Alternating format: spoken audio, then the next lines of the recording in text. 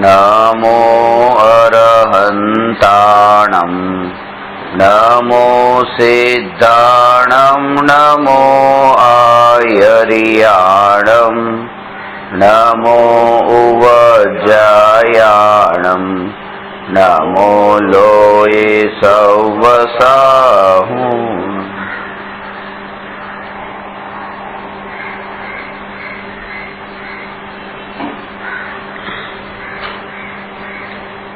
प्रश्न नंबर 338।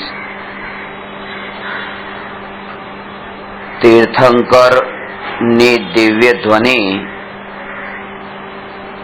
ઈચ્છાથી ખરે છે કે માત્ર યોગથી?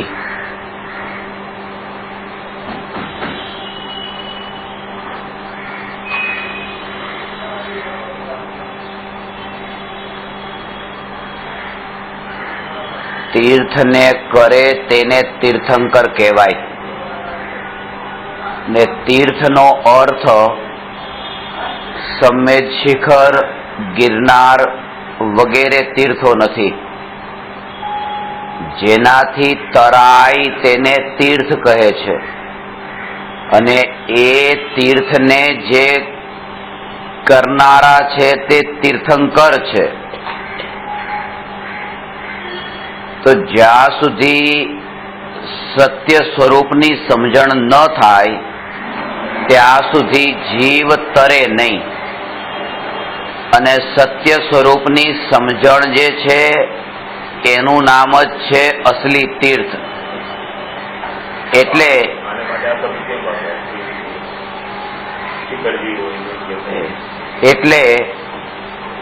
કે वस्तु स्वरूपनी जे समझण छे एनुं नाम छे तीर्थ। अने ए तीर्थ एटले के तत्व ज्ञान ए वास्तविक तीर्थ छे। अने ए तीर्थ ने जे आपनारा एटले के ए तत्व ज्ञान नो उपदेश जेमणे आप्यो ते तीर्थंकर छे।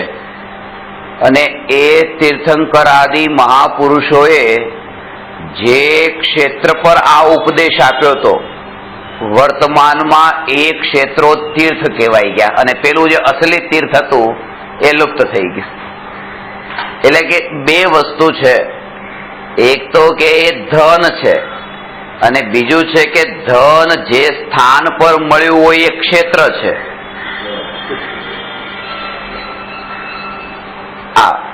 तो ए छे के लग्न पोताना थया हता तो लग्न थया त्यारे पत्नी नो योग थयो तो जे दिवस थी एक तो ए पत्नी अने बीजू के लग्न नु ए स्थान जे गाम में लग्न थया था ए जग्या। तो के ए जग्या पण जीवननी याद में ए कोतराई गई छे पण ए जग्यानु महत्व एटलुं नथी जेटलुं पत्नीनुं छे। बेमां केटलो फरक छे के एक गाम में आग लागी होय तो पण कई एटलो फरक नहीं पड़तो पण पत्नीनी आंगળી पण मानो एवी रीते सपनामां बळती एवी रीते देखाय तोय ते चौकी जाय छे के शुं थयुं। तो बेयना अंदर जे महिमा भाव कोनो विशेष छे तो एवी रीते तीर्थंकर भगवान जे छे तीर्थंकर भगवान तत्वज्ञाननो उपदेश आपे छे ने तत्वज्ञान नो उपदेश ए ज वास्तविक तीर्थ छे। आना माटे कह्युं हतुं के जे स्थान पर दृष्टांत आप्युं हतुं ने के भाई कोઈએ तमने અહીંથી 1 કરોડ રૂપિયા આપ્યા વાલકેશ્વરથી અને 1 કરોડ રૂપિયા લઈને તમે ગયા ગામ અને ત્યાં તમે 1 કરોડ રૂપિયા મૂક્યા। ત્યાં ગામમાં તમને જે સ્થાન પર 1 કરોડ રૂપિયા મળ્યા એ સ્થાનની બહુ યાદ આવવા લાગી કે કેવી હતી એ જગ્યા જ્યાંથી મને આ 1 કરોડ રૂપિયા મળ્યા હતા। અને એવી યાદ આવી કે તમે ત્યાંથી એ વાલકેશ્વર આવી ગયા કરોડ રૂપિયા ત્યાં મૂકીને અને અહીંયા આવીને વાલકેશ્વર બેસી ગયા અને 1 કરોડ રૂપિયા ગામમાં લૂંટાઈ ગયા। તો વાસ્તવમાં તો એ છે કે ખરું ધ્યાન તો એનું રાખવાનું હતું। તો અત્યારે શું છે કે આ ભગવાનનું જે તત્વજ્ઞાન જે છે એ તત્વજ્ઞાન તો ધૂળ ખાય છે. શાસ્ત્રોને કોઈ હાથમાં લેવા તૈયાર નથી. પ્રભાવનામાં જો ડ્રાયફ્રૂટના પડીકા આપો કે સોના ચાંદીના સિક્કા આપો તો લે છે, પણ શાસ્ત્રોની પ્રભાવના કરીએ તો હાથ જ જોડે છે. એટલે કે આ તત્વજ્ઞાન જે છે એના ઉપર રસ નથી. અને અત્યારે જેટલા લોકો આપણે દેખીએ છીએ કે સમેત શિખર ને ગિરનાર ને શત્રુંજય કે શત્રુંજયની 99 કરવા તૈયાર થાય છે એમ. પણ આ વિતરાગી ભગવાનનું પ્રરૂપિત તત્વજ્ઞાન જે ક્ષેત્ર પર મળ્યું હતું ને, જેના કારણે એની મહિમા છે, એ તત્વજ્ઞાન જે છે એને તો ખોલીને એકવાર વાંચવાનો પણ એને સમય નથી. એટલે સમજણ જ નથી, અજ્ઞાનતા વર્તે છે. બસ ખાસ વાત એ છે. અને સદગુરુનો આટલો જ રોલ છે કે જ્યાં અજ્ઞાનતા છે એ દીવો હાથમાં રાખી દે અને બતાવે કે ભાઈ જો આવું છે. કારણ કે તીર્થ જે છે એ તીર્થ, વાસ્તવિક તીર્થ, તીર્થ ક્ષેત્રો, સિદ્ધ ક્ષેત્રો, અતિશય ક્ષેત્રો, તો તીર્થંકર ભગવાનની દિવ્ય ધ્વનિ જ્યાં ખરી તે તીર્થ ક્ષેત્રો છે. અને એવી રીતે તે આ સિદ્ધ ક્ષેત્રને પણ તીર્થ ક્ષેત્ર કહેવામાં, કારણ કે ત્યાંથી પણ તીર્થ થયા હતા તીર્થંકર. જેમ કે સમ્ય શિખરજી છે, એમ સિદ્ધ ક્ષેત્ર છે. અતિશય ક્ષેત્ર હોય, કોઈ વિશેષ એવો ત્યાં પ્રસંગ બન્યો હોય, કોઈ ઘટના ઘટી હોય, કોઈ અતિશય થયો હોય તો આ રીતે એ સિદ્ધ ક્ષેત્ર, તીર્થ ક્ષેત્ર, અતિશય ક્ષેત્ર, એની અત્યારે આપણને જેટલી મહિમા છે એટલી આ તત્વજ્ઞાનની મહિમા નથી. અને એનું કારણ એ છે કે જે પંચમ કાળમાં આપણે, જે કાળમાં જેટલા વર્ષ પછી આ મહાવીર ભગવાનના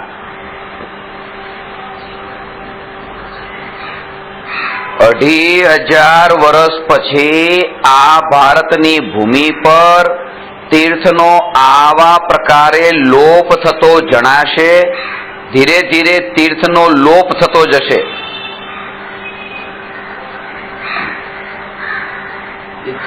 આ તીર્થ અસલી તીર્થ. અને આ તીર્થ ક્ષેત્ર જે છે કે આપણે તીર્થો માટે, તીર્થની સુરક્ષા માટે કેટલું કેટલું કરીએ છીએ. તમે કહેતા હતા ને કે તીર્થના માટે એને જીર્ણોદ્ધાર, રિનોવેટ કરાવવા માટે. તો જેવું છે એમાં કંઈક થયું, એનું રિનોવેટ કરાવવા માટે આપણે આટલું કરીએ છીએ. આ જે તત્વજ્ઞાન જે છે, તત્વજ્ઞાન આજે ઝાંખું પડી રહ્યું છે કે લોકોને એ તત્વજ્ઞાનમાં રુચિ નથી. એ શાસ્ત્રની, એ વાણીની મહિમા નથી. તમે 99 શું, હજારો વાર તમે એ પહાડ પર ચડ્યા ને ઉતર્યા, ચડ્યા ને ઉતર્યા, તો પણ જ્યાં સુધી અંદરથી ભેદ જ્ઞાન ન વર્તે કે આ પહાડ પર ચડનાર ને ઉતરનાર હું નહીં, અને હું તો આ શરીરની જે પહાડ પર ચડવાની ક્રિયા થઈ રહી છે અને પહાડથી ઉતરવાની ક્રિયા થઈ રહી છે, એ ક્રિયાનો જાણનાર માત્ર છું.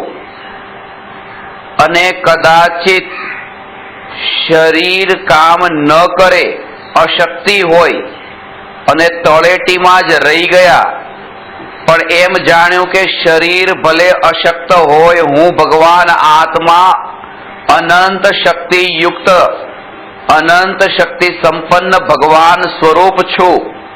એવું જો અંદરમાં જ્ઞાનમાં જાણ્યું ને શ્રદ્ધામાં માન્યું ને એમાં જો સ્થિરતા થઈ, તો એક પગથિયું ચડ્યા વિના પણ એની જાત્રા સફળ થઈ ને એની જ જાત્રા સફળ થઈ. વાસ્તવમાં તો ખાસ વાત તો એ છે કે તળેટીમાં જઈને પણ જો પહાડ ન ચડ્યા તો તળાવ પાસે જઈને પણ તરસ્યા રહી ગયા, એમ લોકો કહે છે કે તમે તળેટી સુધી પહોંચ્યા, અને ઉપર ન ચડ્યા તો તળાવ પાસે જઈને તરસ્યા રહી ગયા. પણ હું એમ કહું છું કે પહાડની ટોચ પર પણ જઈ આવ્યા પણ ચૈતન્યની અનુભૂતિ ન થઈ તો તળાવની પાસે જઈને પણ તરસ્યા રહી ગયા. ખરેખર તો એ છે, કારણ કે એનાથી ઊંચું પદ તો આ ચૈતન્યનું પદ છે. પેલું તો જળનું હતું કે તળેટી પણ જળ છે ને પહાડની ટોચ પણ જળ છે. તમે રહી ગયા તો જળની અંદર જ અટકીને. અહીંયા કહે છે કે જળથી જુદા એવા ચેતન તત્વની તરફ નજર ગઈ તો વાસ્તવમાં ત્યાં તીર્થ યાત્રા સફળ થઈ.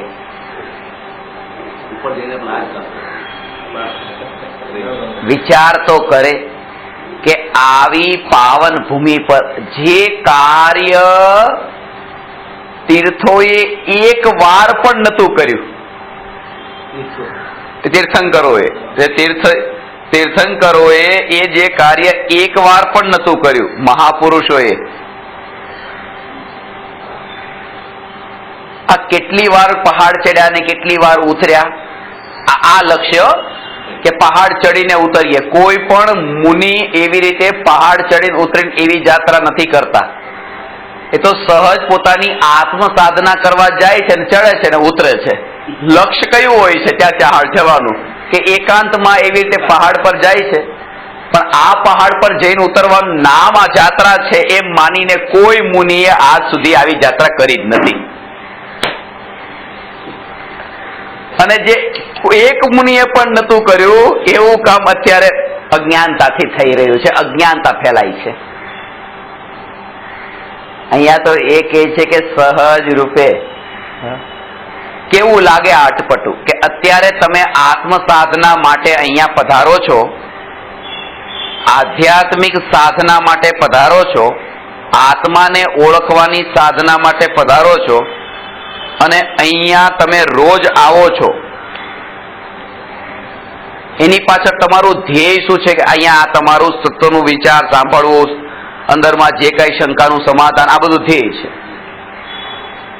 અને આ ઘટનાને તમારા દીકરા પણ દેખે છે અને મારા ગયા પછી એ દીકરા રોજ અહીંયા આંટો મારે અને પાછા જાય, આંટો મારે ને પાછા જાય. શું એનું નામ એનો ધર્મ છે?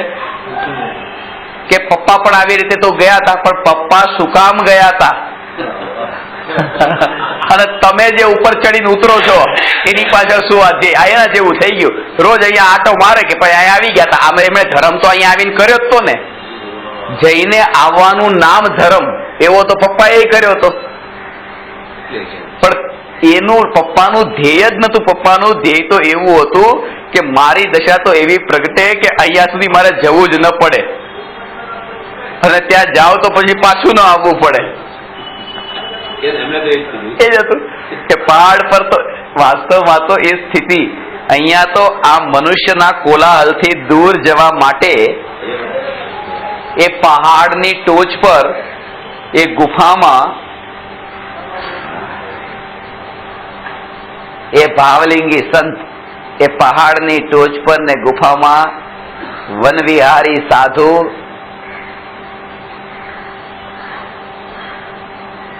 કઈ નથી. ત્યાં તો આ એક જ કે ચૈતન્ય સ્વભાવ રૂપે પરિણમેલી જે પરિણતિ, સાક્ષાત એ પરિણતિ ત્યાં હાજર છે. એ કોઈ ચામડું નથી, એ કોઈ આંખો બે દેખાય ના, નાક દેખાય ના, કાન દેખાય. કારણ કે તમે દર્પણમાં આંખ કાન નાક ને બધું દેખીને ગયા ને, તો ત્યાં ભાવલિંગી સાધુના આંખ કાન નાક સિવાય તમને બીજું કઈ નહીં દેખાય. કારણ કે તમને જે અંદરમાં ભરેલું છે એ સિવાય બીજું બહારમાં દેખાય શું?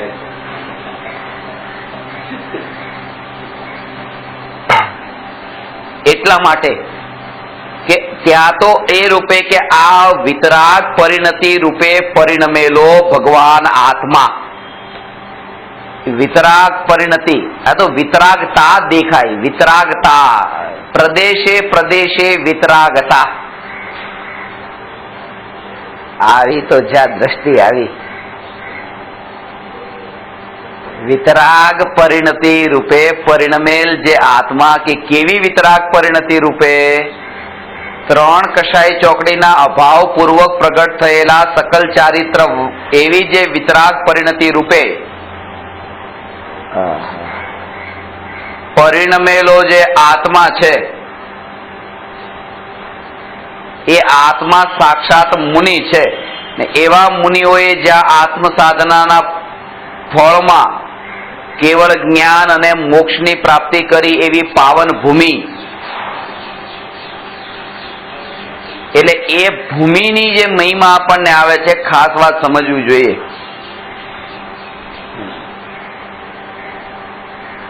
કે ભૂમિ પર શું થયું હતું,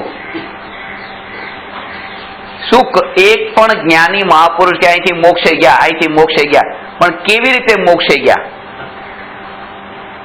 એટલે કે જે ઋષભદેવ મુનિરાજે એ પ્લાનિંગ કરીને કોઈ વર્ષી તપ કર્યું નતું, અજ્ઞાનતાથી એ પ્લાનિંગ થી વર્ષી તપ થયા. જ્ઞાનીઓએ પ્લાનિંગ થી પહાડ ચડ્યા નતા, આપણે પ્લાનિંગ થી પહાડ ચડવા લાગ્યા. આ બધી જે પરંપરા જે આપણે અપનાવી લીધી, ત્યાં પ્લાનિંગ થી દીક્ષા નથી લીધી, અહીંયા પ્લાનિંગ કરીને દીક્ષા લેવા લાગ્યા. ત્યાં કોઈ ચોઘડિયા જોઈને દીક્ષા નથી લીધી, અહીંયા ચોઘડિયા જોવરાવા માંડ્યા. જાણે પાકું હોય કે આ સમયે વૈરાગ્ય આવવાનો છે. મૃત્યુના ચોઘડિયા જોવાના હોય? એક મૃત્યુ થયું ને બીજી જગ્યાએ જન્મ થયો, આયનું મૃત્યુ ને બીજો નવો જન્મ, એના ચોઘડિયા થોડા જોવાના હોય? એ તો સહજ આવી જાય છે. તો એ જ રીતે મિથ્યાત્વનું મૃત્યુ ને સમ્યક્ત્વનો જન્મ, ગ્રહસ્થ અવસ્થાનું મૃત્યુ ને મુનિ અવસ્થાનો જન્મ, આવી જે દશા એના ચોઘડિયા જોવાના નથી. મરણના ને જન્મના ચોઘડિયા ન હોય.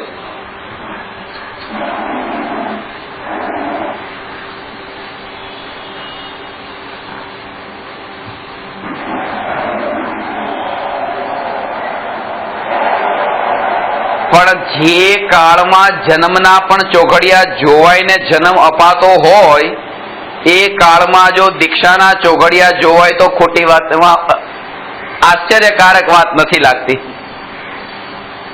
ચોઘડિયા જોઈને જન્મ પણ આપે છે, નથી કરતા? ટાઈમ જોઈને સિઝેરિયન કરવું તો આ ટાઈમ જોઈને કાપીને ચોઘડિયા જોઈને જ તે કરે છે. તો કે જન્મ પણ હવે ચોઘડિયા જોઈને કે કયા ટાઈમે કરવો, આ એટલે જ કહું છું. તમને નથી ખબર ગ્રહસ્થ દશામાં રહીને?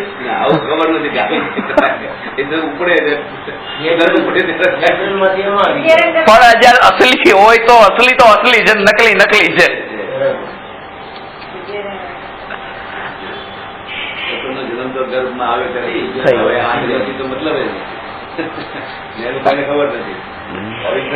પંડિત બેઠા હોય બાજુમાં, મુહૂર્ત કાઢ્યું હોય, ચોઘડિયા જોયા હોય, બધું એનું આખું બધું એવી રીતે કરીને.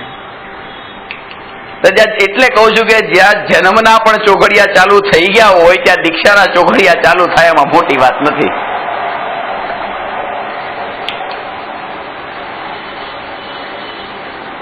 વૈરાગ્યનો કોઈ સમય નિશ્ચિત નથી. એટલે આ સ્થિતિ કે જ્ઞાની મહાપુરુષો એકવાર લક્ષ્યમાં રાખીને, કુળ પરંપરાનો આગ્રહ છોડીને, એકવાર લક્ષ્યમાં રાખીને કે વિતરાગી જ્ઞાની મહાપુરુષો જો ખરેખર મહિમા હોય ને તો આટલો વિચાર કરવાનો પણ એને અવસર, વિચાર કરવાનો અવસર ક્યાં આવે છે? આ પોતે વિચાર કરે કે આ કામ તમે કરો છો બરાબર છે, પણ ક્યારે એક વિચાર એવો કર્યો કે જેમની હું ભક્તિ કરવા જાઉં છું એમણે આવા કામ કેટલા કર્યા હતા પ્લાનિંગ કરીને?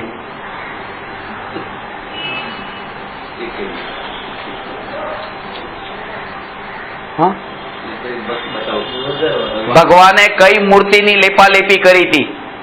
આમ આમ આમ આમ આમ કરી કરી, અને તોય એ ભગવાન થયા. પણ આપણે ભગવાન થવું નથી એટલે આ બધું કરીએ છીએ, કારણ કે ત્યારે તો અધોગતિ થાય, હાથ લગાડે સ્ત્રી ભગવાનને. તો એટલે આ જે કામ કરીએ છીએ ને, કે જે કામ આપણે કરીએ છીએ એ એટલું સવાર થઈ ગયું છે. અને હું તો સીધી ભાષામાં કહું છું કે આતંકવાદીઓને જેમ બ્રેન વોશ કરી દે ને આમ બિલકુલ, કે તમને જન્નત મળશે, જન્નત મળશે, જન્નત મળશે, મારી દેજો ગોળી, બસ વેટી સ્ટેશન પર ઉતરીને જન્નત જ પાક્કું છે, એને તો મહિનાઓ પહેલા તો એને બ્રેન વોશ કરેલું હોય. એવી રીતે એવું અહીંયા વોશ કરી દીધું છે કે તમારું તો સ્વર્ગ પાક્કું, સ્વર્ગ પાક્કું, સ્વર્ગ પાક્કું. આ તો કરવાનું જ છે.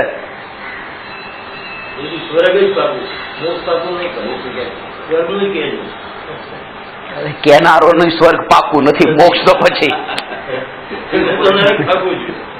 એટલે કહેવાનો અર્થ કે આ જે કુળ પરંપરાને એક બાજુ રાખીને તીર્થંકર ભગવાનની જો ખરે ભાવથી મહિમા આવે છે તો ભાવ સહિત વંદન કરે અને એ કે ભગવાને શું કર્યું તો એ લક્ષમાં રાખે. એ તો એકવાર તો એનો વિચાર તો એકવાર કરે કે કયા પ્રકારથી. એમ નથી કે ન કરવી, આ ભક્તિ નથી કરવાની એમ વાત નથી, પણ ભક્તિ કરતી વખતે એ જાગૃતિ અંદરમાં વર્તે કે આ ભક્તિ જે થઈ રહી છે આ શું છે.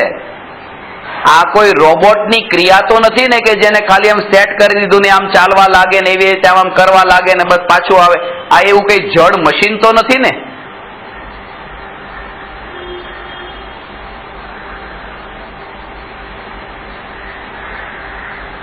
પેલા તો બહુ વિચાર આવતા હતા કે આ પોટલીઓની અંદર હશે શું, આમ ખજાનો શું ભર્યો હશે. કારણ કે જે ક્યારે મારી સામે ખુલતી ન હોય, દેખાતી રહે, રોજ હોય એટલે એમ લાગે આમાં શું ભર્યું હશે, શું ભર્યું હશે. જેવા ધર્મ થતો હશે જે બધું એક દિવસ બતાવ્યું કે આમાં તો આવો હશે.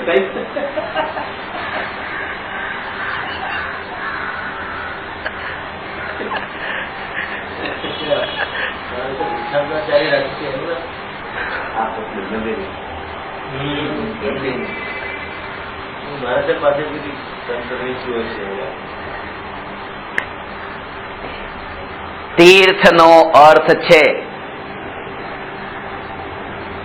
તીર્થંકર ભગવાનની દિવ્ય ધ્વનિ જ્યાં ખરી એને પણ તીર્થ કહેવામાં આવે છે કે જ્યાંથી મોક્ષને પામ્યા, જ્યાં કોઈ ભગવાનના કલ્યાણકો થયા, જે પવિત્ર સ્થાન, જે હવે પાવન સ્થાન થયું, પણ જેના કારણે પાવન થયું.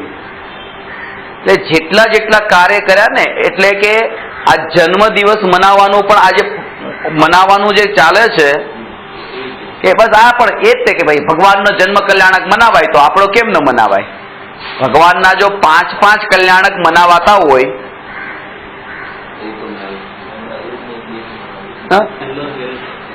કયો છેલ્લો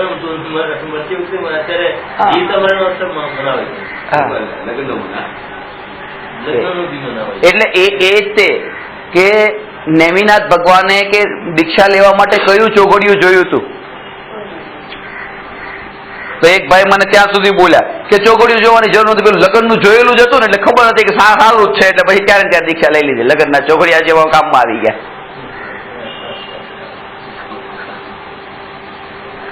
કે ભાઈ લગ્નનું ચોઘડિયું જોયું તું ને, કે બરાબર લગ્નનું ચોઘડિયું જોઈને પછી દીક્ષા લીધી. કે હા એ જોયેલું, તો જે ચોઘડિયું જોઈને લીધું હતું તો એ કામ એ પૂરું ન થયું, એ તો ફેલ થઈ ગયું. તો પછી એ ચોઘડિયાને બીજી વાર કોણ જોવે?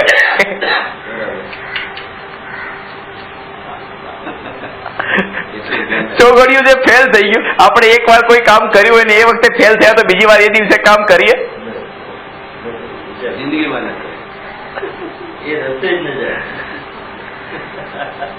વાત એ છે કે આજે વૈરાગ્યને પાકવાનો કોઈ સમય પ્રી પ્લાન નથી હોતો, એ સહજ સ્થિતિ છે.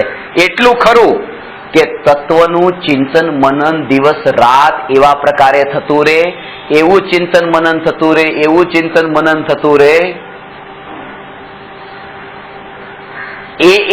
એ નિરંતર પોતાનો બુદ્ધિપૂર્વકનો અભ્યાસ છે. અને વૈરાગ્યનો પરિપક્વ થવું એ કાળ નથી. પોતાની ભૂમિકા અનુસાર શું કરે કે પોતે તો પોતાની ભૂમિકા અનુસાર આ તત્વના વિચારના બળે નિરંતર તત્વ વિચાર, તત્વ વિચાર, તત્વ વિચાર, તત્વ વિચાર એ ચાલતો રહે. એક જ વસ્તુ છે તત્વ વિચાર. સ્પેસ નહીં આપવાનો આખા દિવસમાં. અને આ પણ ક્યારે થઈ શકે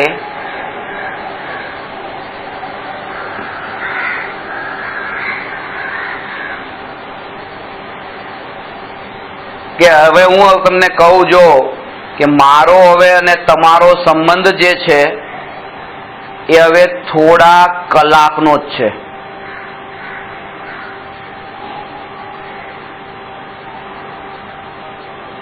હવે મારે ને તમારી વચ્ચે જે ઋણાનુબંધ છે થોડા કલાકના જ છે, અને એમ કહો કે મારે ને તમારી વચ્ચે ઋણાનુબંધ છે થોડા વર્ષોના હજી છે, તો કલાકમાં તમે આમ ચોકી જાઓ છો કે હવે જેટલો બને એટલો લાભ લો, અને વર્ષો કીધું તો કે ઠીક છે. કહેવાનો અર્થ એ છે કે જેમાં સમય ઓછો છે ને ત્યારે મહિમા કેવી આવી જાય છે. તો એવી રીતે એ કહે કે મૃત્યુને નજરની સામે રાખીને, આ એક વાત ખાસ સમજો, તત્વનું ચિંતન જે કરે એને પહેલા જ તે આ ભવનું મૃત્યુ તો નજરની સામે પહેલા દેખાવું જોઈએ. મેં તમને ક્યારે વાત કરી હતી, એક ફિલ્મનું શૂટિંગ થતું હતું ને, તો એ શૂટિંગમાં મરવાની એક્ટિંગ કરવાની હતી એક એક્ટરે, તો ડાયરેક્ટરે કહ્યું કે એક્ટિંગ કરો, તો એ આમ મરતા હતા. બરાબર, મરવાની એક વાર લીધું, 2 વાર લીધું, પણ એ થતું નતું બરાબર. એટલે ડાયરેક્ટરે એમને કહ્યું કે આ શું કરો છો, તમારા મરવામાં થોડીક જાન ડાલો, તમારે મરને में જાન ડાલો. મરવામાં જાન નાખવાનું કીધું. હું તમને કહું છું કે તમારા જીવવામાં મોત ડાલો.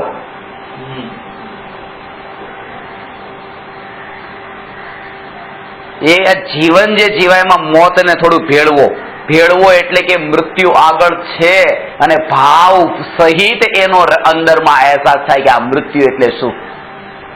ભયભીત ન થાય પણ અનિત્યતાનો અહેસાસ થાય, નિરાશ ન થાય પણ સચેત જરૂર થઈ જાય, ભાગે નહીં પણ જાગે જરૂર.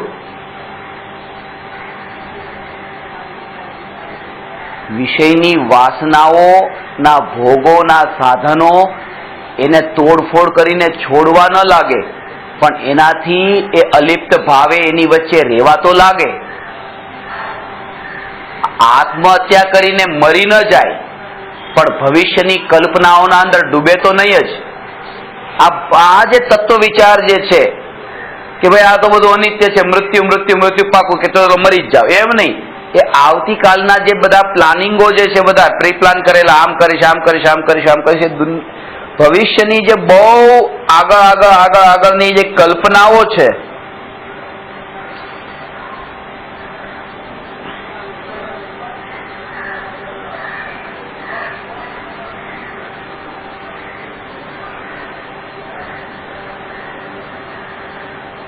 એમાંથી છૂટો પડતો નિરાળો થતો ભગવાન એ આત્મા પોતે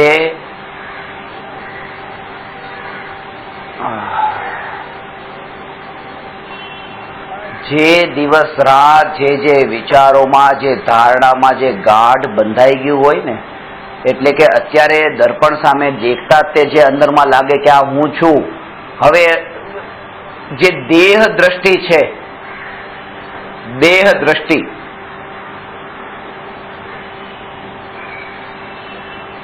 આજે છે ને તમે જોર આપો છો, જોર કે તમે તમારા શરીરનું બોડી ચેકઅપ કરાવી લો, તમે જોર આપો છો ને, શરીરનું જોર આપો છો, એ તમારા પોતાનો દેહમાં જે તમે ધ્યાન, તમે જો આ સ્થિતિ થાય તમે આ કામ કરી લો. તમને જો પેટમાં ગડબડ થતી હોય તો તમે ડોક્ટરને જરૂર બતાવીને ચેકઅપ કરાવો, તમારી વૃત્તિ અંદર પડી છે. હું એ કહું છું કે જેમ આપણને દેહમાં આટલી જાગૃતિ વર્તે છે ને, એવું જે ચૈતન્યની જાગૃતિ માટે પુરુષાર્થ કેમ કરવો એ હવે કરવાનું છે. પુરુષાર્થ તો બેયમાં કરે છે, ભાગાભાગી બેયમાં થાય છે. 10 જગ્યાએ જવાનું હોય, રિપોર્ટ કરાવવાના હોય, બતાવવાના હોય, બધું કેટલું કરીએ છે. એમાં એ જ કે એની જયારે અસારતા ખ્યાલમાં આવી કે ગમે તે કરું 2-5 વર્ષે આ જવાનું છે, પણ જે નિત્ય છે એનું ઓપરેશન જે છે, એનું ઓપરેશન તો પોતાના પુરુષાર્થથી થશે. એ કોણ કરવા આવશે? તો એટલા માટે પોતે જ ડોક્ટર બનવાનું છે, પોતે જ પોતાનો ડોક્ટર.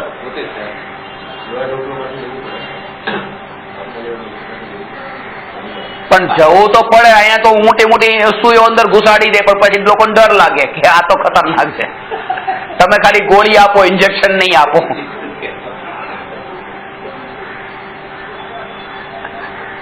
ભાઈ જરૂર પડે તો કાપોય મૂકવો પડે. જરૂર પડે તો બ્લેડે મંગાવી પડે.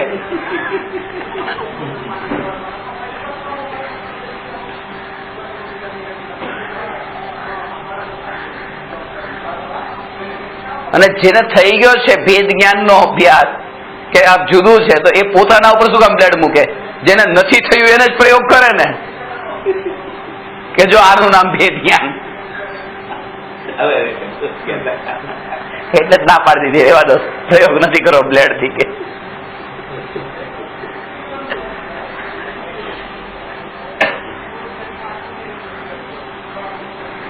તમે હજી જાણવામાં પહેલી છેલ્લી વાર કીધું. હવે કોઈ આ વ્યવહાર સગા સંબંધી ગામમાં જઈ જઈને તમે છેલ્લે વળતા પાછા આવજો અને મુઠ્ઠી ખોલજો. શું છે હાથમાં? અહંકાર. અહંકાર સિવાય છે શું? આ મોટા મોટા કવરો બનાવીને આપી દીધા. એ અહંકાર કોઈ પણ તો છે તો આપ્યા, ન હોય તો શું કરે?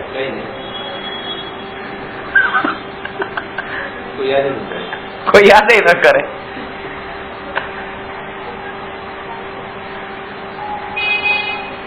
અને કેટલી બેહોશીમાં કેવી રીતે, એટલે ત્યાં કુળ પરંપરાથી ધન કેટલું ખર્ચાઈ જાય છે, આ બધી કુળ પરંપરા. પણ તોય તે ત્યાં આપણે સમાધાન કેટલું કરીએ છીએ.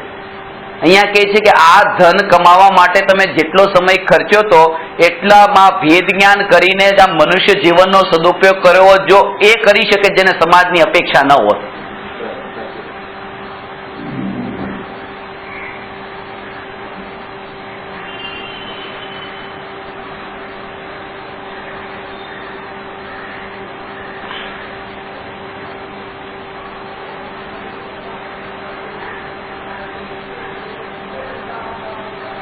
તીર્થંકર ભગવાનની દિવ્ય ધ્વનિ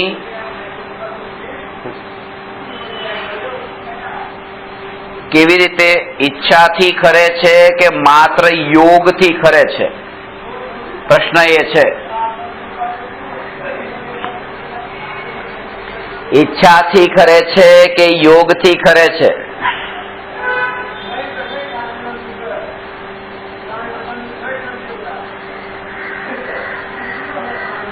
એક વાત એ છે કે ઈચ્છા એક કયા કર્મના ઉદયથી થાય છે?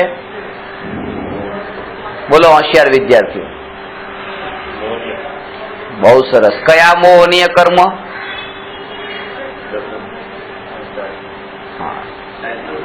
કારણ કે દર્શન મોહનીય કર્મના ઉદયથી જો ઈચ્છા થતી હોય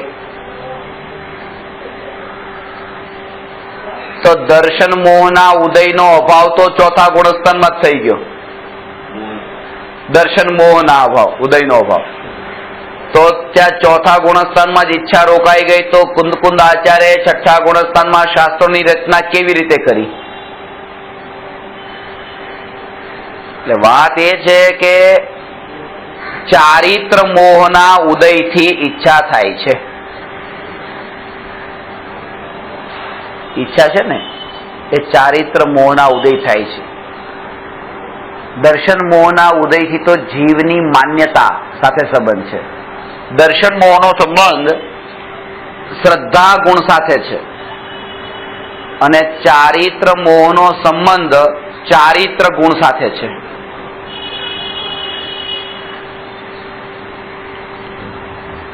દર્શન મોહનો સંબંધ શ્રદ્ધા સાથે, ચારિત્ર મોહનો સંબંધ ચારિત્ર ગુણ સાથે. અને આ ચારિત્ર ગુણની જે અશુદ્ધ પર્યાય છે એનું નામ જ ઈચ્છા છે, જેને કષાય કહેવામાં આવે છે, જેને રાગ દ્વેષ કહેવામાં આવે છે. બધું ઈચ્છા છે.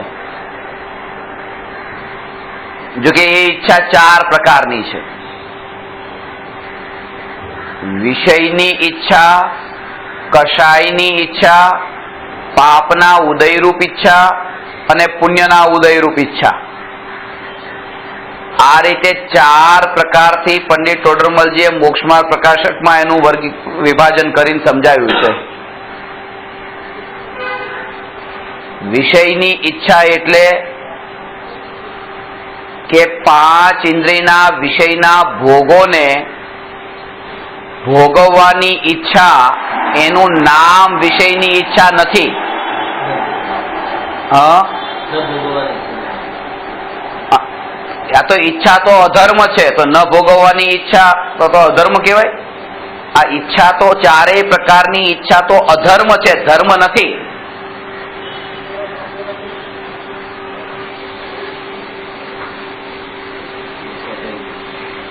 અહીંયા તો એ કહે છે કે 5 ઇન્દ્રિયના માધ્યમથી આ પદાર્થોને ભોગવવા, એનું નામ વિષયની ઈચ્છા નહીં. પણ કેટલી સૂક્ષ્મ વાત છે.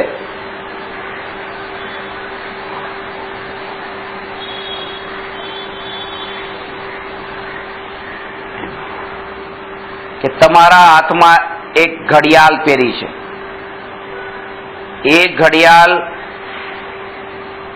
ને દેખી તો બહુ સારી છે, રોલેક્સ ઘડિયાળ છે, બહુ સારી ઘડિયાળ પહેરી છે. તો એ બહુ સારી છે, આ રોલેક્સ કંપનીની આવી તેવી બહુ વિચાર કરી, આ બધા ભાવ, આ વિષયની ઈચ્છા. એમ નહીં, અહીંયા તો કે છે કે આંખ ખોલતા તે આ જે સામે ઘડિયાળ છે એવી નજર ગઈ અને ભાવ આવ્યો કે આ કઈ કંપનીની ઈચ્છા, જાણવાની ઈચ્છા થઈ, ભોગવવી નથી. તમારી ઘડિયાળ તમારી પાસે, મારે જોઈતી પણ નથી, પણ આ કઈ છે, આ જાણવાની ઈચ્છા ને વિષયની ઈચ્છા કીધી છે. બહુ બહુ બહુ ખતરનાક ઈચ્છા છે. અમુક લોકોને ઘરની બહાર નીકળીને રસ્તા પર લાગેલા બેનર વાંચવા જ પડે. આ કઈ લેવા દેવા ન હોય, પણ આ જે ઈચ્છા છે ને વિષયની ઈચ્છા, ભોગવવાનું કઈ નથી, પણ જાણવું, જાણવું આ વિષયની ઈચ્છા છે. હવે આ બહુ ખતરનાક પહેલા નંબર ઉપર આ ઈચ્છા રાખી છે, કારણ કે એના કારણે શું શું થાય છે, એના પાછા ફળ. તમે થોડુંક પોસ્ટમોર્ટમ કરીએ. આ તો જરૂરી છે, શરૂઆત ક્યાં. અને જે બેનર તો એક વાર વાંચ્યા હોય પછી બીજી વાર જેટલી વાર નીકળે એટલી વાર વાંચવાના છે, જેમાં આપણે કાંઈ લાગતું વળગતું ન હોય. આ જાણવાની ઈચ્છા. આવી રીતે તે કોઈ ટ્રેનમાં મળે અને પૂછ્યું, આપણે ખાલી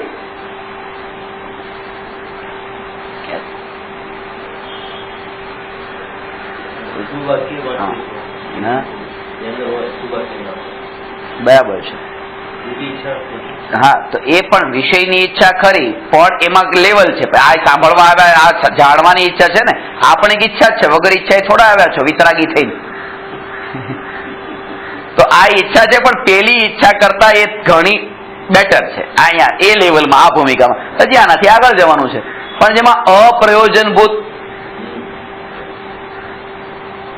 શ્રદ્ધાંજલિના બોર્ડ પાટિયા લાગ્યા હોય, તમે ખબર શ્રદ્ધાંજલિ ફોટો મૂક્યો, પાટિયા લાગ્યા, પણ પછી નીચે વાંચવું પડે કે કોના તરફથી.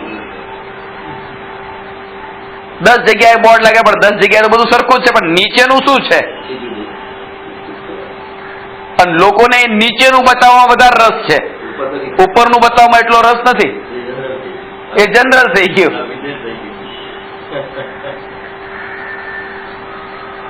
એટલે વિષયની ઈચ્છામાં આમાં શું થાય છે, એના કારણે પહેલી વાત તો એ કે સમય બહુ ઓછો છે.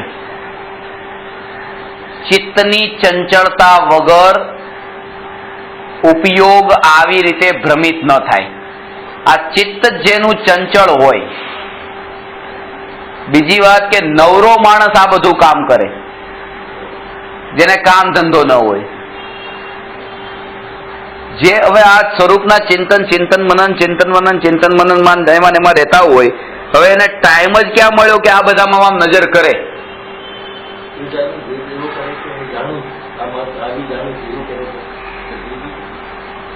બરાબર છે. જેવી રીતે આવા પ્રકારથી તે કે હું આનો પણ જાણનાર છું, તો પછી કેવળ જ્ઞાનમાં તો લોકાલોકની બધી નગ્ન સ્ત્રીઓ જણાય છે, તો જાણવા માંડે અત્યારે કે આનોય જાણનાર કે નહીં. અત્યારે આવું બધું તમે નહીં દેખો, કારણ કે અત્યારની તમારી દશા કઈ છે, તમારી દશા અનુસાર વાત કરો.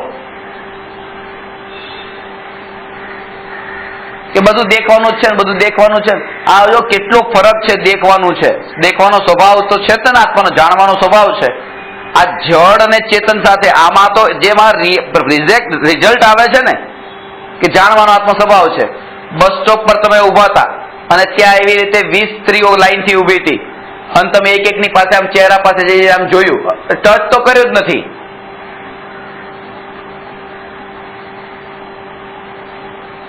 અને આમ આમ આમ આમ આમ આમ બધા, કારણ કે જાણવાનો તો મારો આત્માનો સ્વભાવ જ છે. સીધો તમાચો આવશે ત્યાંથી.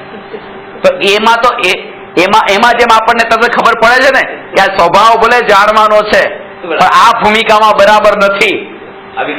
એવી રીતે અત્યારે જે આ જાણવાનો સ્વભાવ જે છે ત્યાંથી કઈ રિએક્શન નથી આવતું ને, એટલા માટે આપણને કઈ ફરક નથી પડતો. ચેતનમાં આવું નથી કરતા, ચેતનમાં આવું નથી કરતા.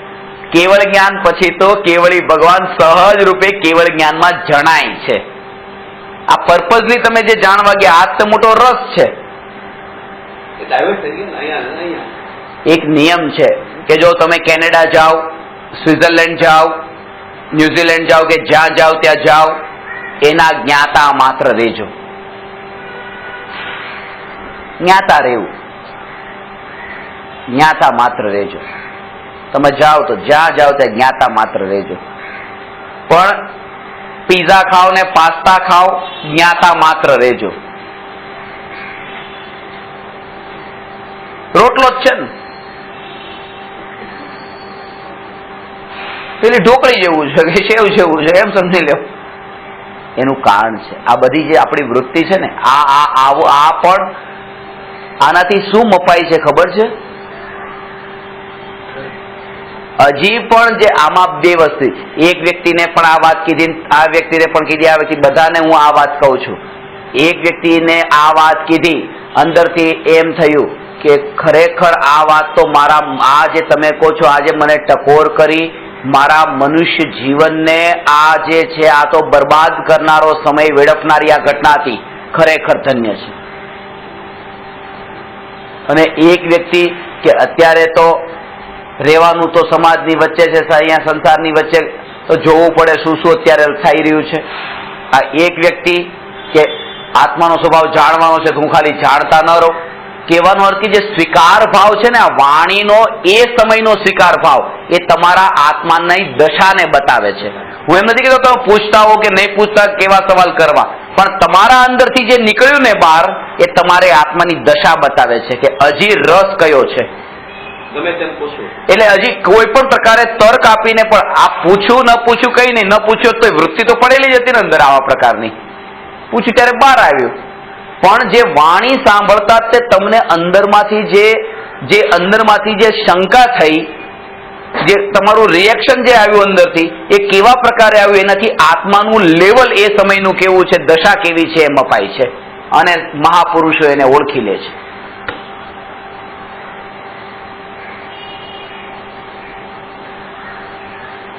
જાણવાનો સ્વભાવ આ જે છે ને, અત્યારે શાસ્ત્રોના શાસ્ત્રો છે તમારા ઘરમાં.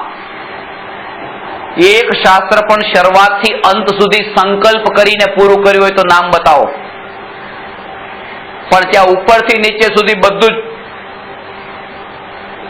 છોડવાનું નહીં, કંઈ પણ. રસ કેટલો પડ્યો છે.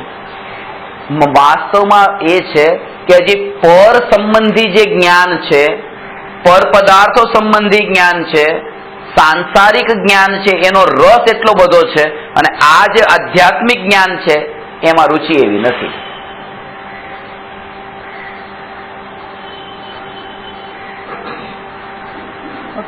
બસમાં બેઠા હો, ગાડીમાં બેઠા હો, દુકાનોના બોર્ડ વાંચતા જઈએ, દુકાનો ઉપર લાગેલા એડ્રેસ વાંચતા જઈએ. કઈ લાગતું વળગતું ન હોય, ખબર છે કે આપણે કઈ ગલીમાંથી જઈ રહ્યા છીએ, બધી દુકાન પર એ જ એડ્રેસ લખેલા છે, પણ તો એડ્રેસ વાંચતા જઈએ. એકવાર આત્મજ્ઞાન પામ્યા પછી તમે જે જાણવું હોય તે જાણો, કારણ કે તમે જે જાણશો એમાં જ્ઞાન જણાશે. એટલે કે તમે અમેરિકાને જાણો ને સ્વિટ્ઝરલેન્ડને જાણો, જાણવાની છૂટ છે, પણ બધું જાણ્યા પેલા જાણનારાને જાણો.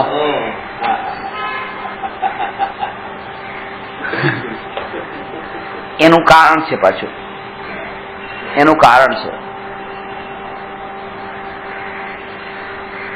કે આજે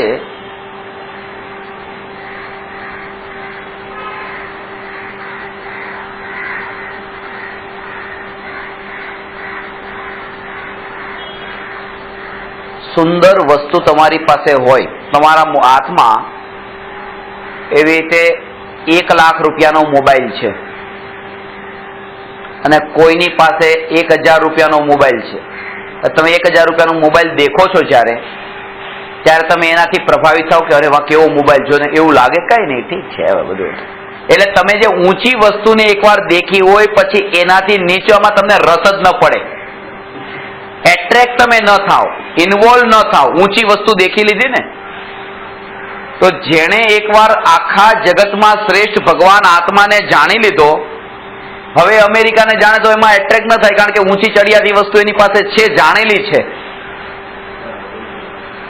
એક ટોરન્ટોના ત્યાં એરપોર્ટ પર ઉતરીને થોડીક વાર તો આમ દેખતા રહી જશો. આમ એકવાર ઉતરશો ને પહેલી વાર તો આમ દેખતા રહી જશો, ક્યાં આવી ગયા.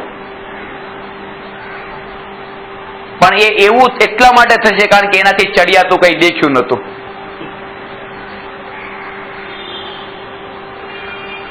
પણ એનાથી ચડિયાતું કઈ દેખ્યું નતું. ચડિયાતું જેને દેખી લીધું હવે એમાં રસ નથી. અને આ સૌથી ચડિયાતો કેવો? આ ભગવાન આત્મા. એટલા માટે શું કહ્યું કે ભગવાન આત્માને જાણી લીધા પછી લોકાલોકની ત્રણેય કાળની પર્યાયને જાણવાની છૂટ, એમાંથી આકર્ષિત ન થાય. કારણ કે લોકાલોકની ત્રણેય કાળની પર્યાયોથી ચડિયાતો ભગવાન આત્મા જેને જાણી લીધો એ બધાને સહજ રૂપે જાણી શકે. આ કેનેડા તો શું કહેવાય, અમેરિકા તો શું કહેવાય.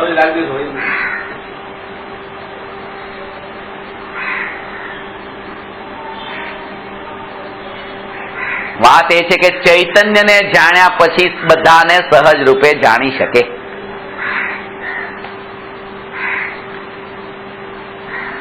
ઈચ્છાનું સ્વરૂપ આવું છે. એ વિષયની ઈચ્છા, કશાયની ઈચ્છા, આ જાણવામાં આને જાણવું, આને જાણવું, આને જાણવું, બધી વિષયની ઈચ્છા થઈ.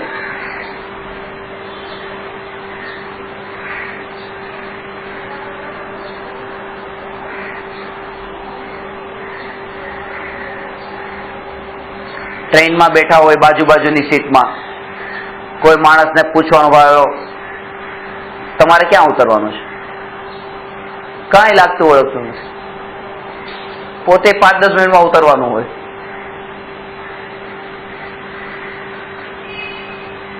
ધીરે ધીરે આ બધું થાય. આમાં તે રહસ્ય હોય. આ 5 મિનિટ માટે તે ટ્રેનમાં મળવાનું રહસ્ય છે.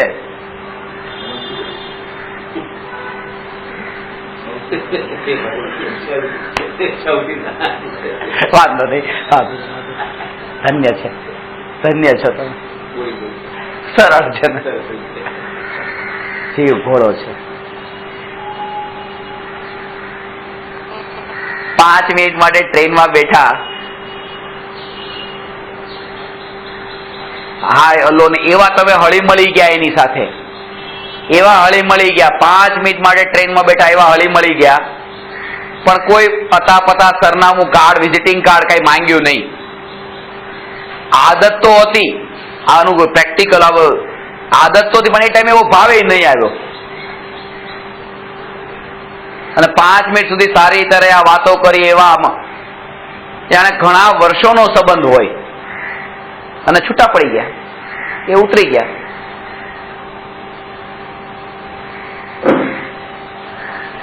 એક માં પોતે મરણ પથારી પર છે ને એનો દીકરો અમેરિકા રહે છે. માએ દીકરાને અમેરિકાથી ફોન કરીને બોલાવ્યો કે બેટા તું આવી જા અમેરિકાથી, અહીંયા હું છેલ્લી ઘડીએ છું, મારે તને મળવું છે.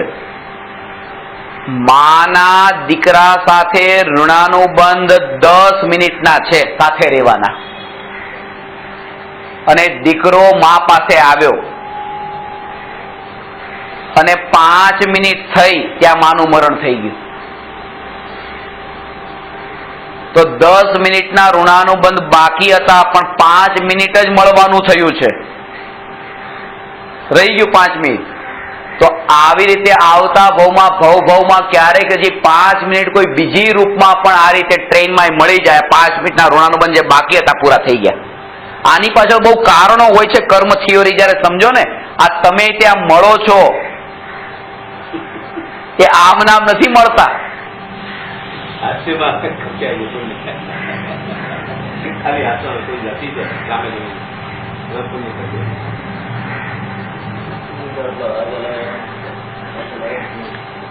એમાંય તે કેટલા ઋણાનુબંધ કર્મના એવા છે જીવ સાથેના.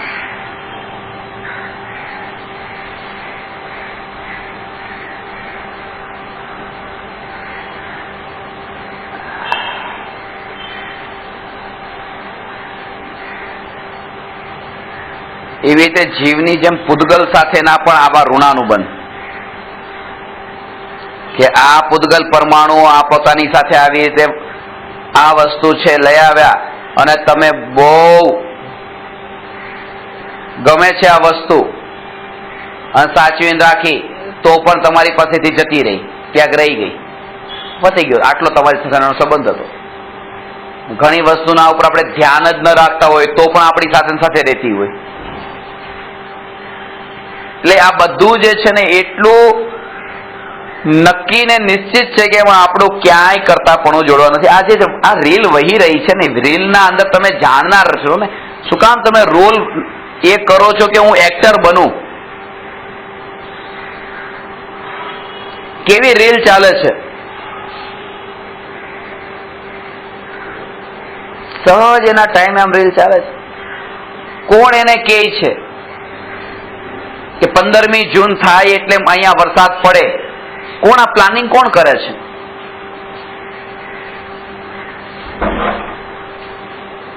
માતાના ગર્ભમાં બાળક 9 મહિનામાં મોટું થઈને જન્મ લે, કોણ ત્યાં ટાઈમ લઈને ઘડિયાળ લઈને બેઠો છે કે 9 મહિના થાય એટલે જન્મ લઉં? સહજ સ્વરૂપ છે, સહજ છે. કોણ નાળિયેરના અંદર, ત્યાં નાળિયેરીના અંદર નાળિયેરમાં પાણી ભરવા જાય મીઠું, અને એ પાછું ખારા દરિયાની બાજુમાં રહેલી નાળિયેરીમાં કોણ ભરવા ગયું હતું અંદર એ પાણી મીઠું? સહજ સ્વભાવ છે, સહજ એવું સહજ પરિણમન એનું એવું છે. અને આવું સહજ સ્વરૂપ આવા આપણને સમજાઈ જાય ને તો એમ લાગે કે કરતાપણાનો ભાવ મારો જે છે ને એને કાંઈ રાખવા જેવો નથી, એક બાજુ મૂકવા જેવો છે.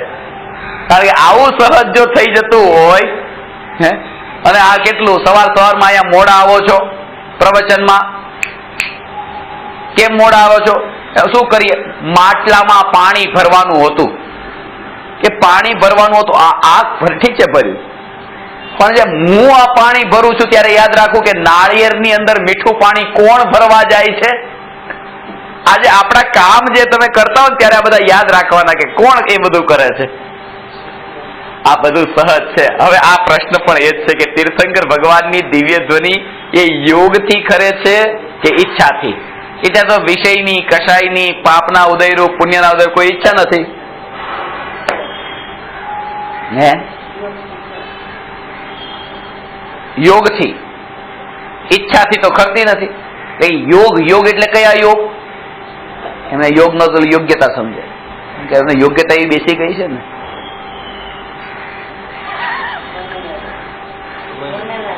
હા, પુણ્યના યોગથી બરાબર છે. ભવિ ભાગન વચ જોગે વશાય, તુમ ધુની હે સુની વિભ્રમ નશાય. ભવ્ય જીવોના ભાગ્યને લીધે ભગવાનની વાણી કરે છે.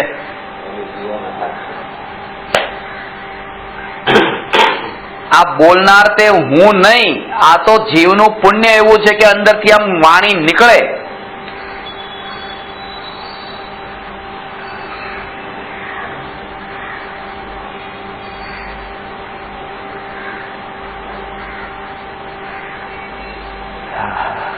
માન્યું એમ કે આમણે વાણી આપી, અને આવું જ્યાં માનનારો છે પછી ત્યાં પણ આવું જ કરે છે. ક્યાં? કે આણે મને ગાળ આપી. ત્યાં એ વિચાર નથી આવતો કે પાપના ઉદયથી સાંભળવા મળી, આ પોતાના ઉદયથી મળી સાંભળવા. આમાં બધું પોતાની ઉપર જ ઘટિત થાય, બહારમાં ક્યાંય નહીં. જે અહીંયા ઘટિત થતું હોય એ બધું અહીંયા ઘટિત થાય, અહીંયા તે જે બધું અહીંયા ઘટિત થાય.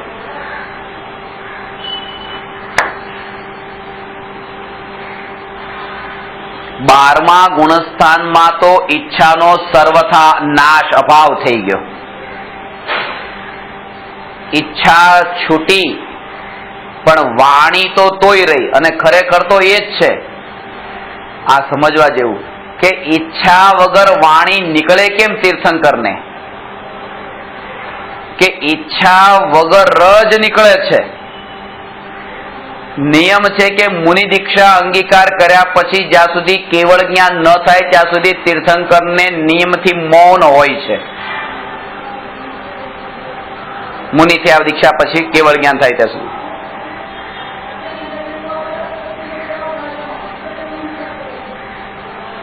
જ્યારે તમારો વચન ઉપરનો પૂરો અધિકાર હોય ને ત્યારે જ પછી વચન બોલો. અધિકારનો મતલબ એ કે તમે બિલકુલ હવે વચનોને જીતી લીધા,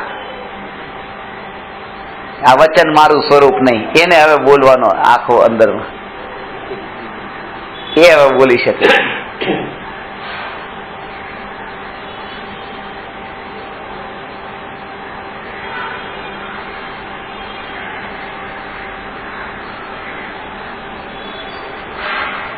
યોગનો આ રીતે ભગવાનને જેમ ઈચ્છા તો રહી નથી, કારણ કે હોઠ પણ ફળફળતા નથી. તીર્થંકર ભગવાનની દિવ્ય ધ્વનિ ખરે છે, એમાં ચહેરાની રેખાઓ બદલાતી નથી, કારણ કે તીર્થંકર ભગવાનની દિવ્ય ધ્વનિ શરીરના પ્રત્યેક ભાગથી છૂટે છે, પરમાણુ પરમાણુથી. ત્યાંથી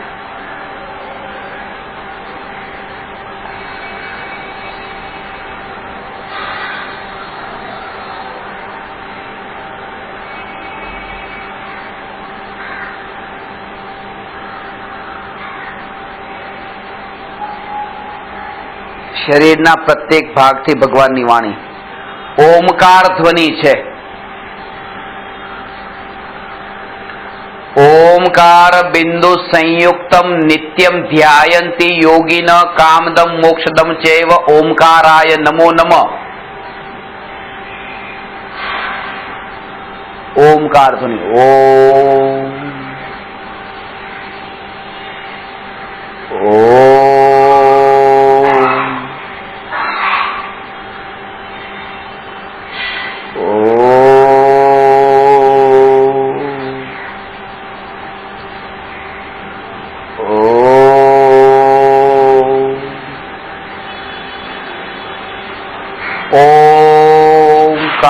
ધ્વનિ જ્યારે શરીરના પ્રત્યેક પરમાણુથી છૂટે છે ત્યાં સુધી તો એ ધ્વનિ ઓમકાર છે.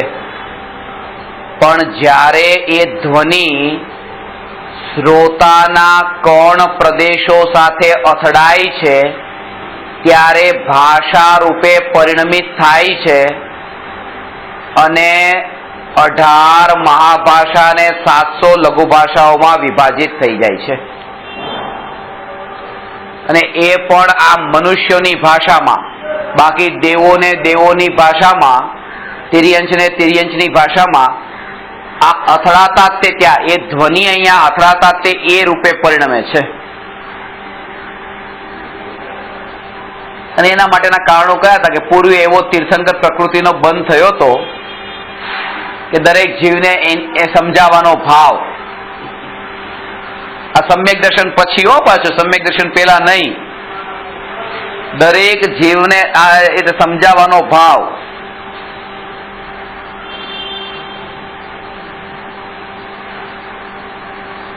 પ્રાણીમાં કૂતરાને દેખીને પણ એ જ ભાવ કે આ અહીંયા જેવો ચૈતન્ય ભગવાન આત્મા હાજર છે એવો ચૈતન્ય સ્વભાવી ભગવાન આત્મા અહીંયા સિદ્ધશિલા આ કૂતરો એની અંદર આ સિદ્ધ ભગવાનનો વાસ છે, આ ભગવાન હાજર છે. પણ એ હોવા છતાંય અજ્ઞાનતા કેટલી વર્તે છે કે એને ખબર નથી કે હું પરમાત્મા. લાવને હું એને પણ કહું કે ભાઈ તું પરમાત્મા છો, પણ એની ભાષા નથી આવડતી.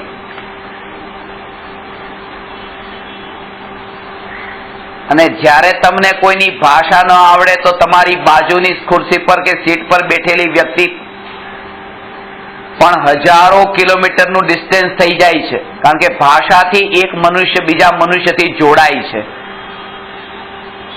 જો એકબીજાની ભાષા ન આવડતી હોય તો જોડાણ ક્યાં થાય? એટલે વિમાનમાં તમે બેઠા હો અને આફ્રિકાની કોઈ વ્યક્તિ બાજુમાં છે અને તમને એની ભાષા નથી આવડતી, ભલે બાજુ બેઠા, પણ કાંઈ લાગતું ઓળખતું ન હોય, એટલો દૂરનો લાગતો હોય.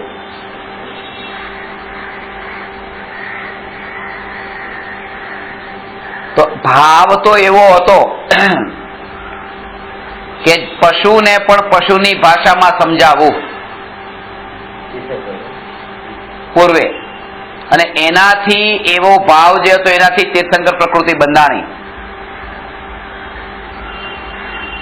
આવું થાય ને કે તમને માનો જાપાનીઝ ના આવડતું હોય પણ તમને એમ લાગે કે જાપાનના લોકો સમજે, ચાઇનીઝ ના આવડતું હોય ચાઇનાના લોકો સમજે, મલાયુ તાગાલોગ ના આવડતું તાગાલોગ ત્યાં ફિલિપિન્સના લોકો સમજે. એવા ભાવ આવે પણ ભાષા ના આવડતી શું કરે? પોતાની ભાષા એ ના આવડતી હોય,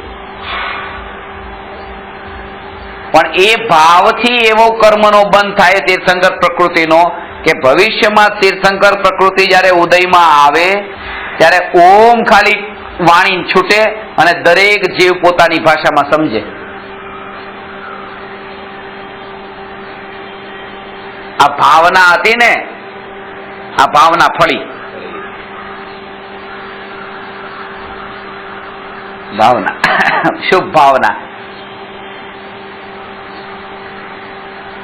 મહાવીર ભગવાનની કેવળ જ્ઞાન પછી સમોસરણ જ્યારે ભરાયું, સમોસરણમાં 66 દિવસ સુધી ભવ્ય જીવો ભગવાનની વાણી સાંભળવા ગયા પણ વાણી નહીં કરી.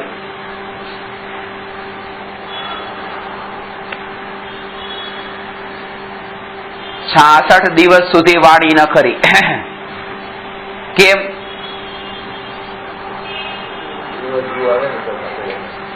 ગૌતમ સ્વામી જે ગણધરની ઉપસ્થિતિ નથી અને ગણધરની ઉપસ્થિતિ વિના ભગવાનની વાણી કરતી નથી એવું કહેવામાં આવે છે. ખરેખર તો 66 દિવસ પછી વાણીનો કાળ પાક્યો. અને આનું હજી સૂક્ષ્મ રહસ્ય ખબર છે? જો આ બધું રહસ્ય આ સમજે ને તો એમ થાય કે હવે બેસી જાઓ, અહીંયા કઈ કરવા જેવું નથી. કારણ કે કઈ કરવા જેવું નથી. આ સાંભળજો ને, જો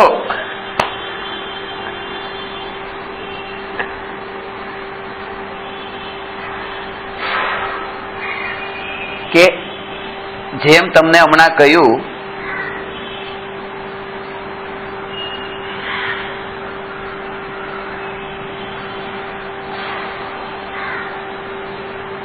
કે આ એક વસ્તુ છે. આ વસ્તુ, આ જે પરમાણુ છે ને, આ જે ધ્વનિ ઉત્પન્ન થાય ને, એ ધ્વનિ જે આમ આ જે ધ્વનિ ઉત્પન્ન થઈ,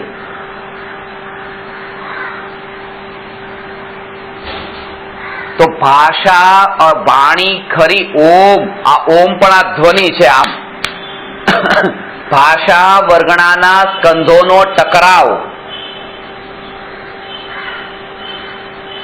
આ ભાષા વર્ગણાના સ્કંધોનો જે ટકરાવ થાય ત્યાં વાણી ખરી. હવે અહીંયા ભગવાન છે, અહીંયા ભાષા વર્ગણાના સ્કંધોનો ટકરાવ થાય છે તો ભગવાનની વાણી ખરે છે. પહેલા દિવસે હવે તમને આજે તમે આ વસ્તુ લઈને આવ્યા અને આ જે પરમાણુ છે, આ જે સ્કંધો, એ સ્કંધો તે ભાષા વર્ગના રૂપે અથડાવાના છે. આ જ સ્કંધો, અને આ તમારી પાસે તમારા ઘરમાં છે. તમારા ઘરમાં આ વસ્તુ છે ને તમને આ જે તમારું પુણ્ય એટલું છે કે 66 દિવસ સુધી આ તમારી પાસે આ વસ્તુ રહેવાની છે. તો જે સ્કંધોનો ટકરાવ થવાનો છે એ સ્કંધોની યોગ્યતા તો એવી છે કે અહીંયા હજી રહે, અહીંથી 66 દિવસ સુધી અહીંથી નીકળે જ નહીં. તો પોતાની એ સ્કંધોની જ યોગ્યતા એવી નથી પાકી કે ત્યાં જઈને એ ટકરાય.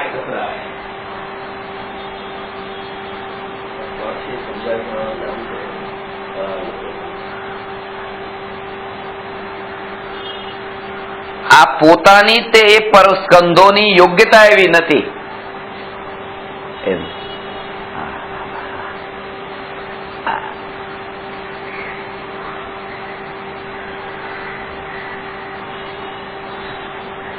લગ્ન થઈ ગયા પછી પણ દીકરાના વહુ ત્યાં જાય છે અને ઘડીએ ઘડીએ જાય છે, ત્યાં ને ત્યાં રહી, તો એમ લાગે હવે આ મારે જવા નથી દેવી. તમારા હાથમાં કે જ્યારે હજી એને મમ્મી સાથેના ઋણાનુબંધ વધારે હશે તો ત્યાં ને ત્યાં જાય.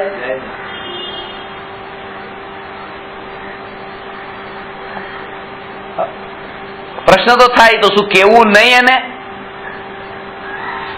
વ્યવહારમાં કહેવાય તો ખરું ને કે ભાઈ વ્યવહારમાં આવી રીતે હોય એમ.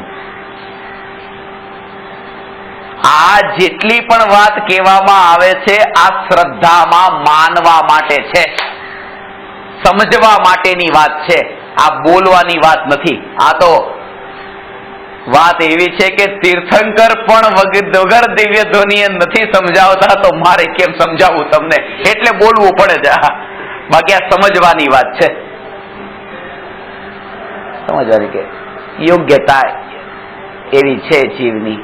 હજી એના સાથેના એવા ઋણાનુબંધ હોય તો ત્યાં જવાનું જ થાય એને હજી, અને અત્યારે જ હોય, એની કાળલબ્ધિ પાછી એવી હોય.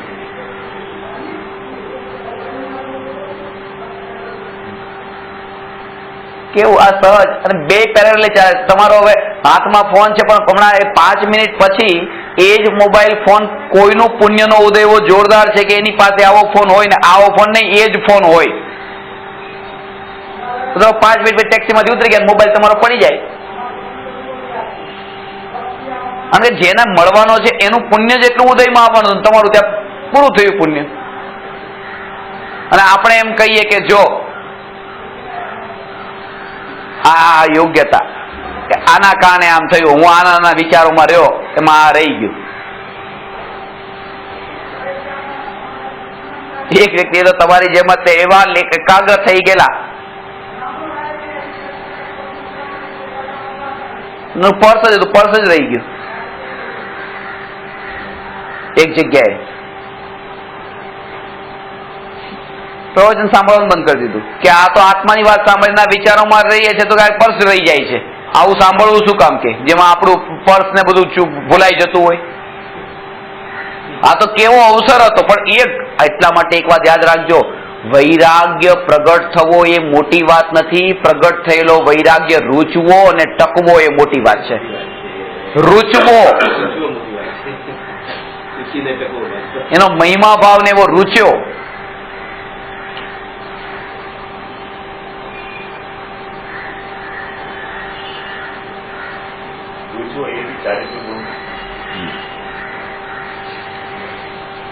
રૂચો એ ચાલે, એ ચાલે, ટકવો એ ચાલે.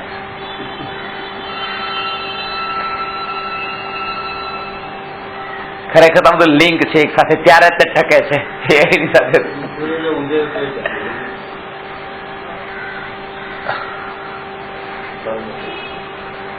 પુણ્યના ઉદયથી વૈરાગ્ય ટકતો હોત તો સિદ્ધ ભગવાન પછી વૈરાગીમાંથી રાગી થઈ જવા જોઈએ. ત્યાં તો કોઈ ઉદય જ નથી.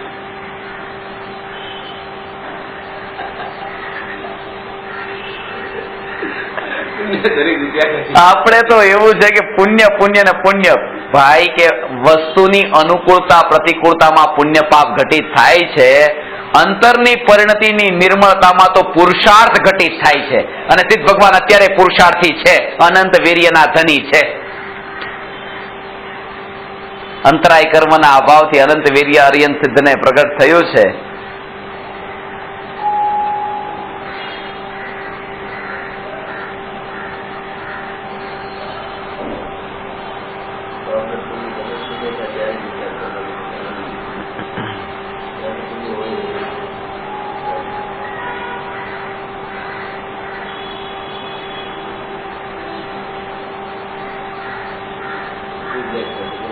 હા, ટ્યુબલાઇટ થાય છે, બલ્બ નથી થતો હજી.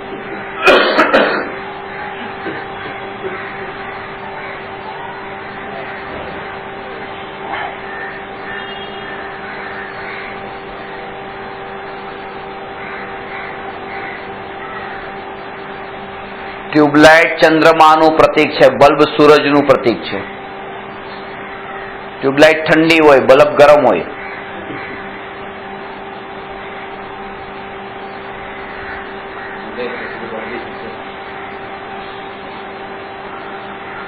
રાત છે તો દિવસે આવશે.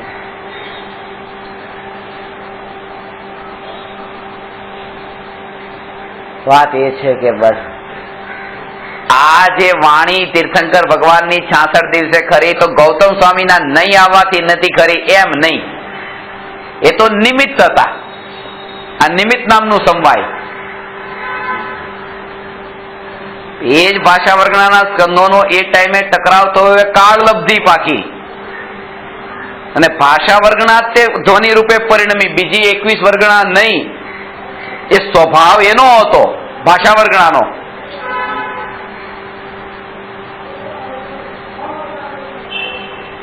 અને એ અહીંથી ત્યાં સુધી જઈને એનું અથડાવવાનું થયું. આજે એનો પુરુષાર્થ, જે સ્વભાવ રૂપ પરિણમન થવું. ભાષા વર્ગણાનું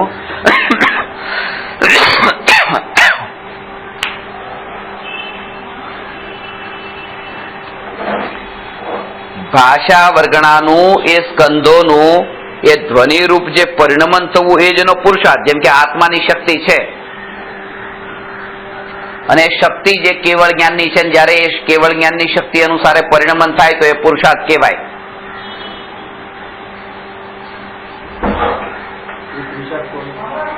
આત્માનો, વાણીનો નહીં, આત્મા પૂતગલનો નહીં. આત્માનું કેવળ જ્ઞાનનું પરિણમન થયું ને, આત્મા પોતે કેવળ જ્ઞાનને પામે ને, એટલે ભાષા વર્ગણા જે છે, વર્ગણા પોતે ધ્વનિ રૂપે પરિણમી.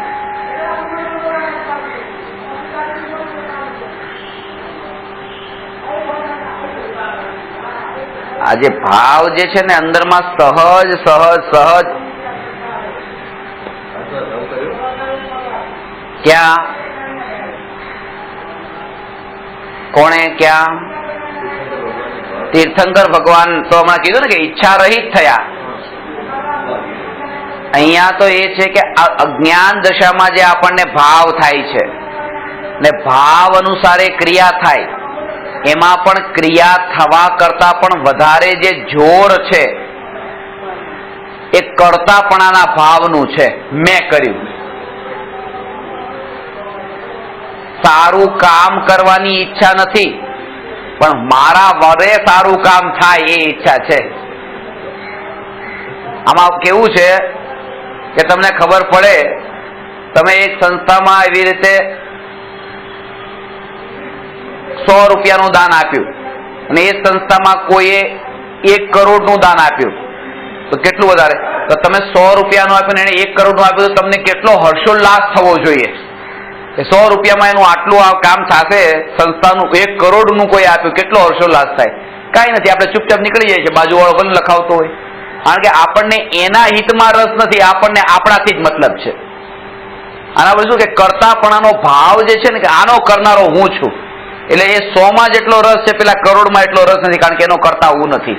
ખરેખર આપવામાં અને એની પાસે પહોંચે એમાં રસ નથી, કર્તાપણાના ભાવમાં રસ છે.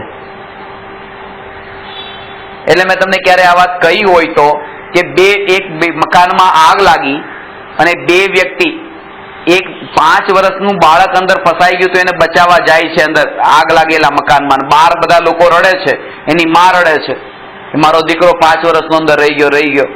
અને થોડી વાર પછી એવું થાય છે કે એક વ્યક્તિ બિલકુલ આગ સાથે ખેલીને 2 અંદર જાય છે, એક બાળકને લઈને બહાર આવે છે અને બીજી વ્યક્તિ પણ આવે છે, પણ ચહેરો લટકેલો છે. કારણ કે 2 બચાવવા તો ગયા હતા, એ બચે એમાં એને જોર નથી, મારા વડે ન બચ્યો, મેં આમ નામ ખાલી હાથ આવ્યો. એટલે ખાસ વાત એ છે કે બચે આપણે કે કરવાનો જે ભાવ છે ને એ બહુ ખતરનાક છે. આના ઉપરથી સમજજો, આ તો પ્રત્યક્ષ ખબર પડે એવું છે.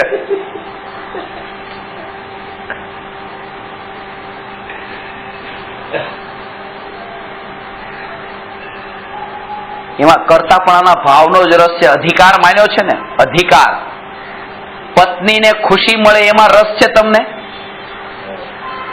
કે હા, કોઈ પારકો પુરુષ એક મંગળસૂત્ર લાવીને આપી દે, ખુશ કરે તો હે ભાઈ કોણ છો તું? એક પત્ની ખુશ થાય એમાં રસ નથી, મારા વડે ખુશ થાય. આ કરતાપણું, આ કર્તૃત્વ ભાવ. કારણ કે મારી છે, જ્યાં મમત્વ છે ત્યાં કર્તૃત્વ ભાવ વર્તે છે, અને એટલો જોરથી વર્તે છે આ ભેદ ખ્યાલમાં આવે.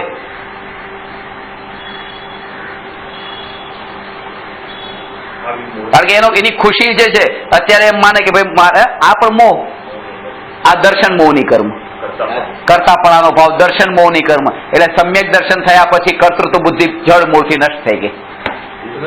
સમ્યક દર્શન થતા તે કરતાપણાનો ભાવ નષ્ટ થઈ ગયો.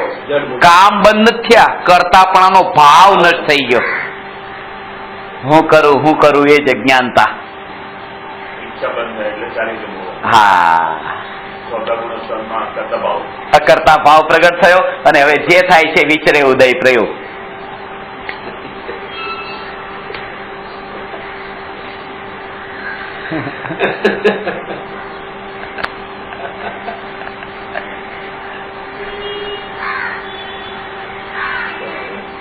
કે તમે પત્નીને ખુશ રાખવા માંગો, એ ખુશ જ છે, જે કરે છે ખુશ છે, પણ તમે જેને ધર્મનું આમ કહો એમાં બધા દુઃખી કરો છો. પણ એમાં તમારો કરતાપણાનો ભાવ પોષાય છે, એમાં તમને મજા આવે છે.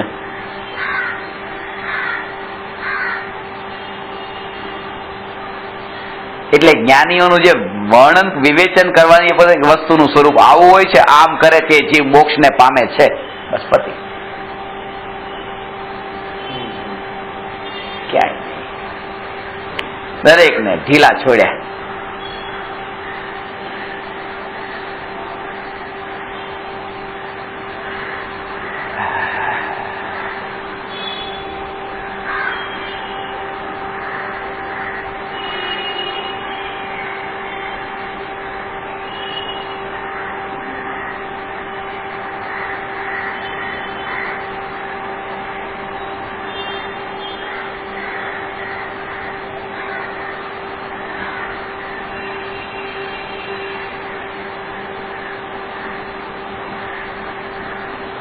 આ સંબંધ કર્તૃત્વ ભાવ ઉદયનું ભેદ જ્ઞાન કરે ને.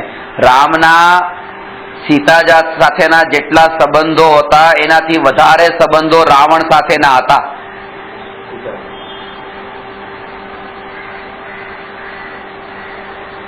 જોરદાર લાગે આમ, પહેલી વાર સાંભળતા તો ઝટકો લાગે, પણ ત્યાં 6 મહિના રહ્યા, કેટલા વર્ષ રહ્યા, પણ હવે તો રામ મોક્ષે ગયા, પરમાનન્ટ બંધ થઈ ગયું. પણ રાવણ સાથે હજી ચાલે છે જવાનું, મળવાનું. હજી ઋણાનું બંધ રાવણ સાથે તો બાકી જ રહી ગયા છે. તો એટલે આના ઉપરથી સમજવાનું, આપણે ખાલી આટલું ને આટલું લઈએ, પણ આખું વિરાટ દેખો ને, કર્મ થિયરી. આત્માની દ્રષ્ટિએ દેખો. એ પણ એવા પ્રકારની ગણધર થશે. સીતાજી ગણધર થશે ના.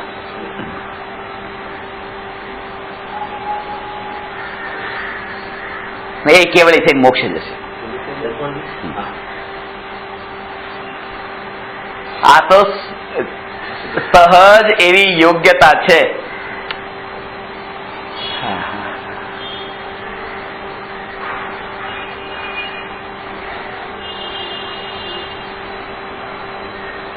અંદરમાં આ મંગળસૂત્ર મને એટલે યાદ આવ્યું, હમણાં જ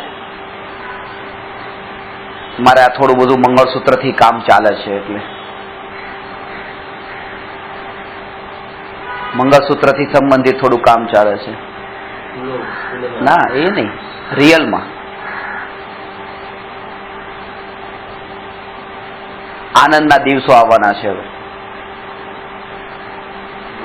પાપને ગાળે તેને મંગળ કહે છે, અને સૂત્ર એટલે દોરી.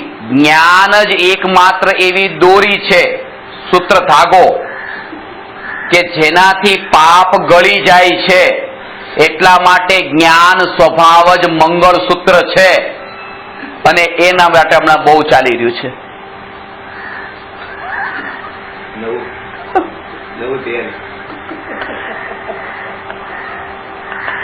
ગઈકાલ રાત્રે 3-4 વાગ્યા હતા. વાગી ગયા, ઘડિયાળ તો લીધી નથી સાથે, પણ છેલ્લે ખબર પડી ત્યારે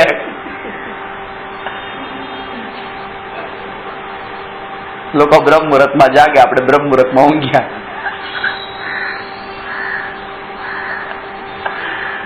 આ મંગળસૂત્ર, આ જ્ઞાન એ દોરી છે ને એનાથી બધા પાપો મંગળ ગળી જાય છે. પાપ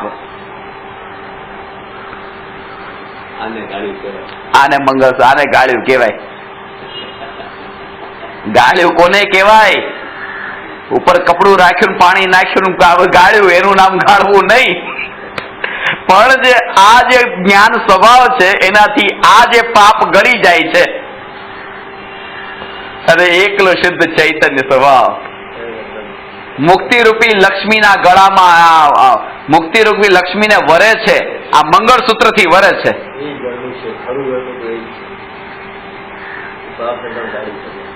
પાપને પણ કાઢી શકે. સાચી વાત. હવે ભાગ અને વચચો ગે વસાય.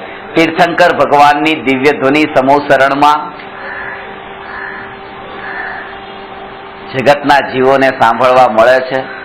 પોતાનું ભાગ્ય એવું છે. ભગવાનને ભાવ છે એમ નહીં. આ વાત સમજવા જેવી છે કે આજે માનો કે બીજા જીવો માટે ભગવાન ઉપદેશ આપે, શું થાય? આજે તમે અહીંયા ભણવા બેઠા, 1 વર્ષનું સિલેબસ છે, 14 મહિનાનો આખો કોર્સ છે, અને તમે ધીરે ધીરે તમે ભણવાનું ચાલુ કર્યું. 4 મહિના, 5 મહિના, 6 મહિના તમે ભણ્યા, અને તે પછી તમને ભણાવવાનું બંધ કરી દેવામાં આવે, બસ તો તમને કેવું લાગે? જો તમારા માટે જ ભણાવતો હોય ને કોઈ જીવ, તો એમ લાગે કે આજે બંધ કેમ કરી દીધું. પણ તીર્થંકર ભવ્ય જીવો માટે નથી કહેતા. આના હવે શું કે આ 14 વર્ષનો કોર્સ છે એટલે 14 ગુણસ્થાન છે. 14 મહિનાનો કોર્સ, 14 ગુણસ્થાન, અને પહેલા 1 મહિનો અને પછી 4, 5, 6 મહિના એટલે 4થા ગુણસ્થાનમાં કોઈ જે આવ્યો, 5મા ગુણસ્થાનમાં આવ્યો, 6થા ગુણસ્થાનમાં આવ્યો, અને ત્યાં ભગવાન મોક્ષે ગયા, અધવચ્ચે મૂકીને ગયા. અહીંયા કહે છે કે ભગવાન અત્યાર સુધી આ જે બતાવ્યું એના માટે નહીં, પોતાના આટલા જે કર્મ બાકી હતા એ ખાલી થતા હતા. આનાથી તો સહજ બીજાનું કલ્યાણ થઈ જતું હતું. એટલે ત્યાં તો ક્ષણે ક્ષણે તીર્થંકર ભગવાનની દ્રષ્ટિથી વાત કરીએ તો પૂર્વે બંધાયેલા કર્મોનો ઉદય છે, અને એ ઉદયથી બીજા જીવનું કામ થઈ જાય છે. આ જે એવા પ્રકારની સ્થિતિ, તો એનો ઉદય છે. આને એ રીતે લો, મુનિનો એવો ઉદય છે કે આ ભૂખના વિકલ્પ ઉઠે છે, આ પાપનો ઉદય છે. પણ એ ઉદય મુનિનો છે ને, પણ એનાથી ગ્રહસ્થોનું કામ થઈ જાય છે કે નહીં? આ પુણ્યનું સારું કામ કરવાનો એને અવસર મળ્યો. પણ જે મુનિ જે છે એ આહાર લેવા આવે છે, એમાં લક્ષ્ય એ છે કે આ બધાને પુણ્ય બંધાઈ જાય એટલે હું જાઉં. લક્ષ્ય તો એ છે કે પોતે આ વિકલ્પ આવ્યો છે, નીકળ્યા, પૂરું થઈ ગયું. પોતાના હિત, લક્ષ્ય પોતાનું છે. એવી રીતે તીર્થંકર ભગવાનનું જે લક્ષ્ય છે એ પોતાની મુક્તિ માટે જ ત્યાં સહજ રૂપે વાણી નીકળે છે. પ્લાનિંગ નથી કે કર્મને ખાલી કરવું, પણ હિત તો પોતાનું થઈ રહ્યું છે, અને એની સાથે સાથે બીજાનું પણ જો આના સાથે થઈ જતું હોય તો એનું નામ આ સમોસરણમાં દિવ્ય ધ્વનિથી ભવ્ય જીવોને આત્માનું હિત થાય છે.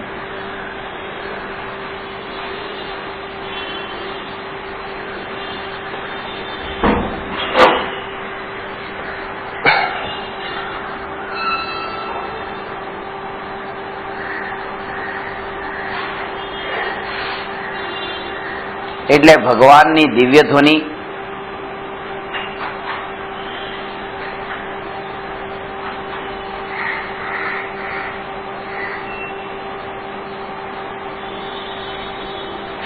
ભગવાનની દિવ્ય ધ્વનિ વખતે ભગવાન તો પૂર્ણ નિર્વિકલ્પ છે, પૂર્ણ નિર્વિકલ્પ.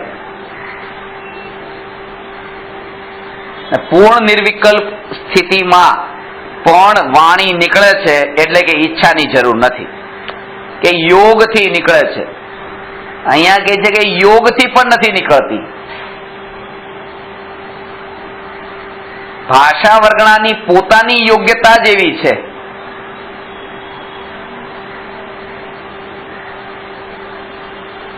આ જે વાણી નીકળે છે કે અહીંયા મારી ઈચ્છા છે એટલે વાણી નીકળે છે, કે હું અહીંયા બેઠો છું એટલે વાણી નીકળે છે, એવું તો નથી.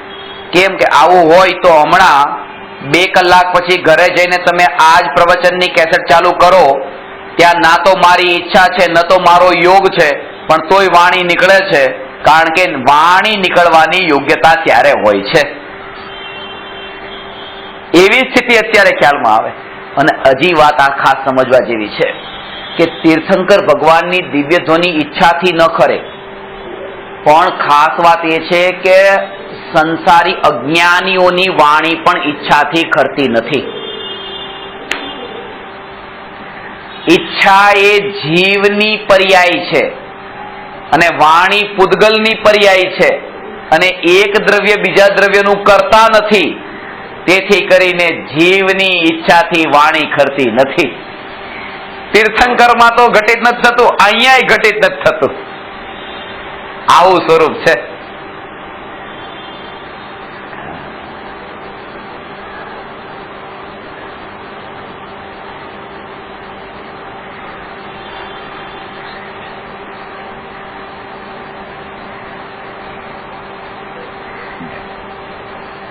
તીર્થંકર ભગવાનની દિવ્ય ધ્વનિ તો ઈચ્છાથી કરતી નથી, પણ જે ઈચ્છા કરે એમ કે હું આ બોલું, સહજ રૂપે વાણીમાં છે. આ વાણી બોલવાની જે ઈચ્છા છે એ જીવની અશુદ્ધ પર્યાય છે, અને વાણી નીકળવી એ પૂદગલની અશુદ્ધ પર્યાય છે. પૂછો, વાંધો નહીં, પૂછો. પૂદગલની અશુદ્ધ પર્યાય કેમ કીધી?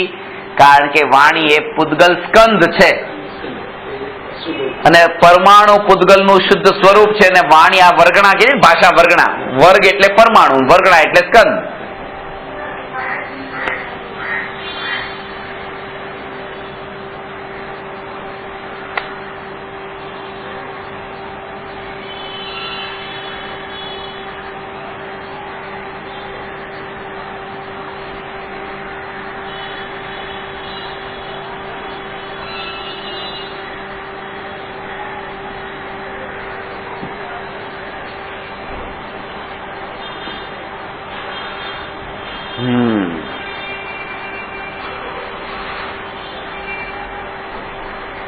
એટલે એક પૂદગલ ને બીજા પૂદગલ વચ્ચે, એક પૂદગલ ને જીવ વચ્ચે અત્યંતાભાવ છે. 4 પ્રકારના ભાવ છે. પ્રાગભાવ, પ્રધ્વંસાભાવ, અન્યોન્યાભાવ, અત્યંતાભાવ આવશે બધું. આ પણ એ અત્યંતાભાવ છે.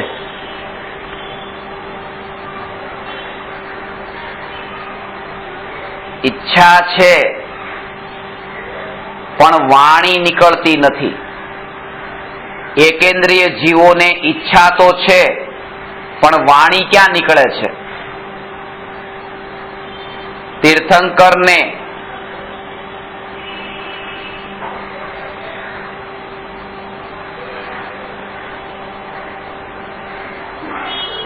આ બધું 4 સ્વરૂપમાં સમજવાના છે. 4 નિગોદિયા જીવને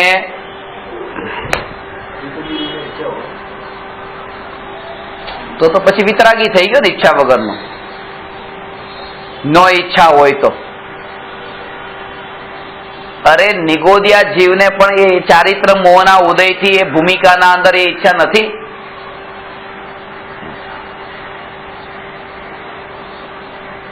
એને પણ જીવવાની ઈચ્છા છે અને એટલા માટે તો એને દુઃખ છે બટાટામાં રહેનારા જીવોને.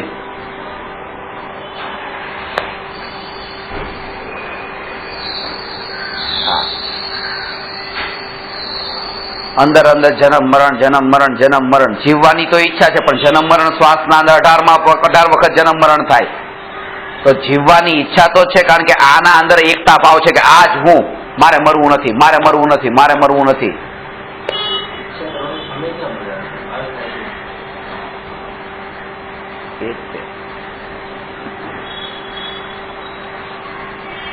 સમય એટલો તીવ્ર ગતિથી વહેતો હોય છે, ખબર એ નથી પડતી. એક સેકન્ડમાં એવા સમય વીતી જાય છે સળંગ, ખબર પણ નથી પડતી. આ અનંત કાળની બરાબરીમાં મનુષ્ય જીવન જે મળ્યું એ કેટલું, આમ અનંત અનંત અનંત ભાવ, આ અનંત અનંત અનંત ભાવ, પણ અનંત ભાવની બરાબરીમાં મનુષ્ય જન્મ છે કે નહીં? આમ એક બિંદુ જેવો છે, અનંત ભાવ આ બાજુ અને આ બાજુ, અનંત કાળ આ બાજુ, અનંત કાળ આ બાજુ, અને આટલો ભાવ. પણ તોય આટલા ભાવમાં પાપ થઈ જાય છે કે નહીં? કેવળી ભગવાન તો અનાદિ અનંત બધું જાણે છે. તો એ અનાદિ અનંત કાળને જાણે છે, તો એમના એ જ્ઞાનમાં કાળ જે જણાય એની બરાબરીમાં તો આપણો જે આ કાળ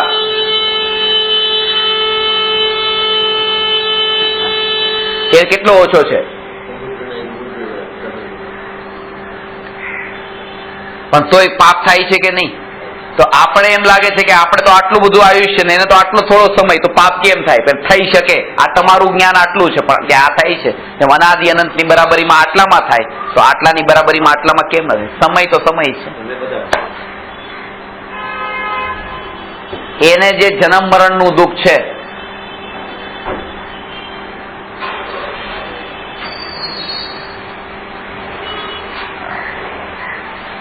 બહુ જ પૂર્વના એવા કષાયો એવા ગાઢ પડેલા હોય.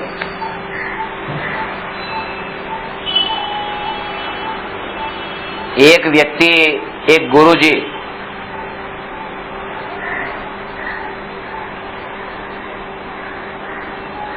કાલે પેલી વાત આપણે કહ્યું કે શ્રીનાથજી અમે ટ્રેનમાં કે અમે શ્રીનાથજી નો ધર્મ પાળીએ છીએ. એ વખતે આ વાત, એટલે ગઈકાલે મેં તમને શ્રીનું કીધું, શ્રીનો મતલબ થાય લક્ષ્મી. આ જ્ઞાન જે છે ને, આ જ્ઞાન લક્ષ્મી છે. એ સ્ત્રીનો અર્થ આ શાસ્ત્ર એટલે સ્ત્રી, નાથ એટલે પરમાત્મા દેવ, શ્રી એટલે શાસ્ત્ર, નાથ એટલે પરમાત્મા દેવ, અને જી એટલે ગુરુજી. ગુરુ, દેવ શાસ્ત્ર ગુરુ. એ ભલે શ્રીનાથજી બોલે, આપણે દેવ શાસ્ત્ર ગુરુ યાદ કરો.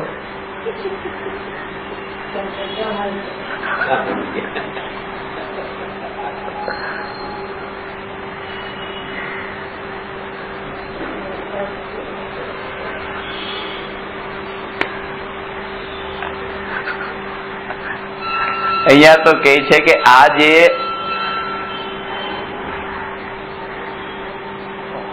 વાણી જે નીકળે છે, નિગોદિયા જીવને પણ ત્યાં એ ઈચ્છા છે, એકેન્દ્રીને ઈચ્છા છે પણ વચન નથી. તીર્થંકર ભગવાનને વચન છે પણ ઈચ્છા નથી. વાણી નીકળે છે પણ ઈચ્છા નથી. મનુષ્યને ઈચ્છા પણ છે ને આ વાણી પણ છે, અને સિદ્ધ ભગવાનને ઈચ્છા નથી ને વાણી નથી. આ ચાર વાત સમજવાની છે.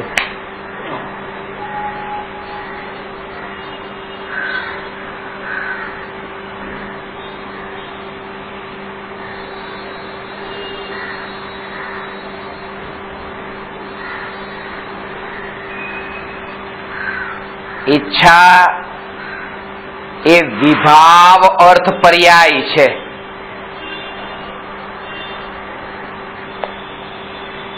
ને વિતરાગ ભાવ એ સ્વભાવ અર્થ પર્યાય છે. પર્યાયના ભેદો છે, પછી બધા અર્થ પર્યાય ને વ્યંજન પર્યાય ને બધું.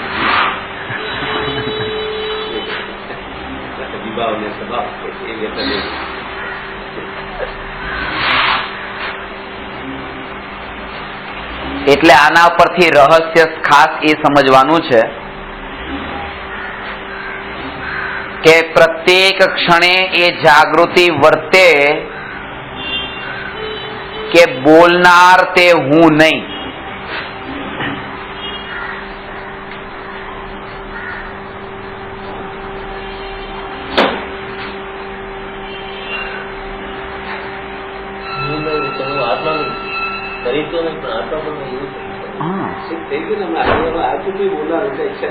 હવે જયારે વાણી પૂદગલ છે, શરીર પૂદગલ છે, તો શરીરથી પૂદગલ નથી થતું, તો પછી જીવથી પૂદગલ કેવી રીતે થયું?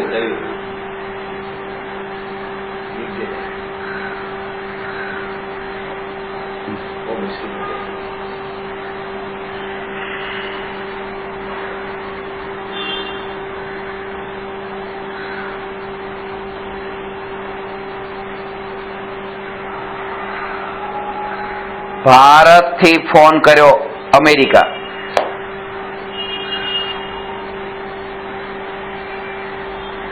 ભારતનો અવાજ અમેરિકા પહોંચી જાય છે,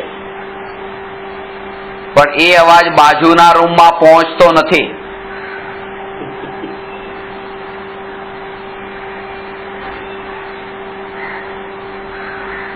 આ યોગ્યતા.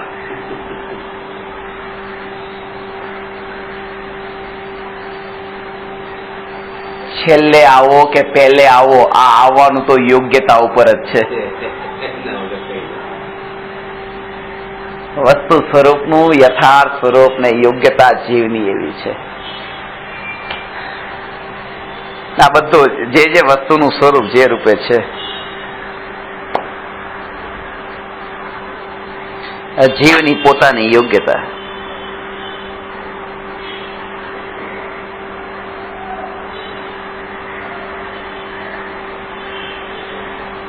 વાણી તો સાંભળવા મળી, પણ સાંભળીને જીવોએ શું કર્યું? એ જે જીવની જેવી યોગ્યતા. પણ ભગવાન કેટલાનું હિત થયું ને કેટલાનું અહિત થયું?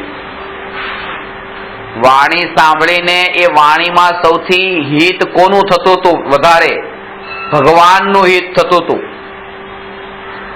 કારણ કે વાણી તો બંધાયેલા કર્મના ફળમાં નીકળે છે, અને જ્યારે વાણી નીકળતી ત્યારે કર્મ આત્મામાં ફળ આપીને ખાલી થતા હતા.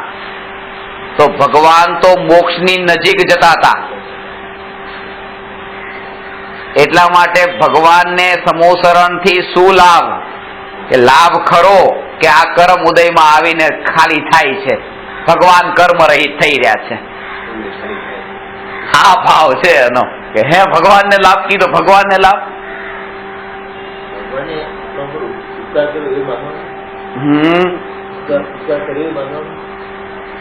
ભગવાને ઉપકાર કર્યો એ માનવાનું નહીં, બિલકુલ નહીં માનવાનું. ભગવાને ઉપકાર કર્યો એવું જ્ઞાનમાં જાણવાનું. માનવાનું નામ મિથ્યાત્વ ને જાણવાનું નામ વ્યવહાર. જાણ્યું, હાથ જોડ્યા, આ બધું વ્યવહાર. ગુરુજી આપનો ઘણો ઘણો આભાર, આવું બોલ્યા. જાણ્યું કે આ ગુરુજીના નિમિત્તે જ્ઞાન થયું, પણ માને અંદરમાં જ્ઞાની પણ એ કે ઉપાદાનની યોગ્યતાથી જ્ઞાન થયું છે.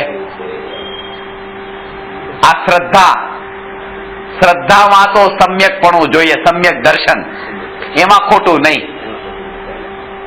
અને અધૂરી દશા છે એટલે જ્ઞાનમાં હજી આવું જાણે, બાકી તો કેવળ જ્ઞાનમાં તો એ પણ નહીં જાણે.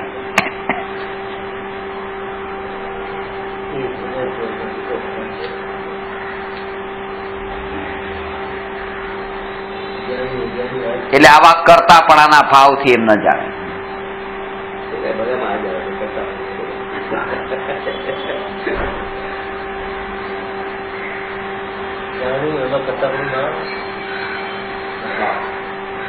બીજાના ઘરમાં ઘૂસવાનું નામ દોષ નથી, પોતાના ઘરમાં ઘૂસવાનું નામ દોષ છે. દોષ નથી, બીજાના ઘરમાં ઘૂસી જવું એનું નામ દોષ છે. બીજાના ઘરનું માલિકીપણું કરીએ તો દોષ છે. પોતાનું ઘર છે, પોતાના ઘર. આ તો જ્ઞાન સ્વભાવ છે ને, પોતાનું ઘર છે.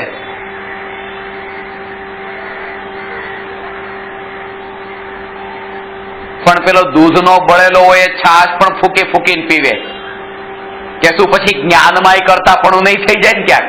કારણ કે પેલો પર પદાર્થોનું એટલું કરતાપણાનું દુઃખ ભોગવ્યું હોય એટલે અહીંયા એવો પ્રશ્ન તો થાય.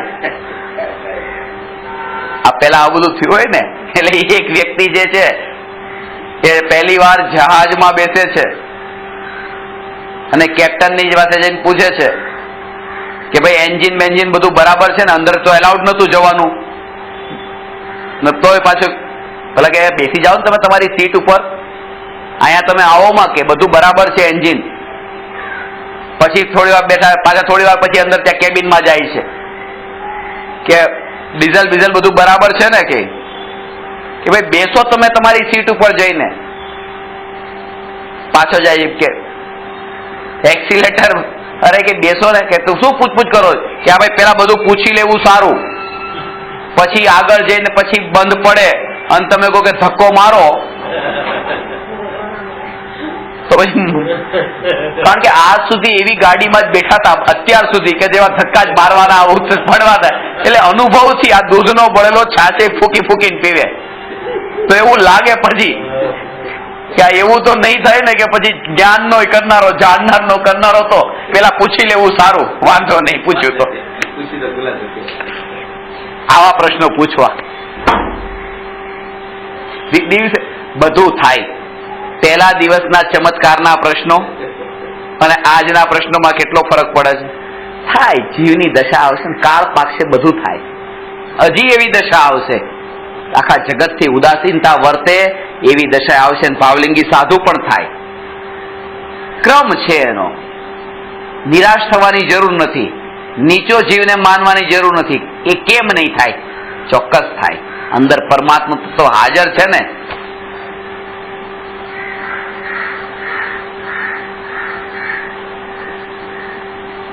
જ્ઞાનમાં જાણવામાં કરતાપણું નથી,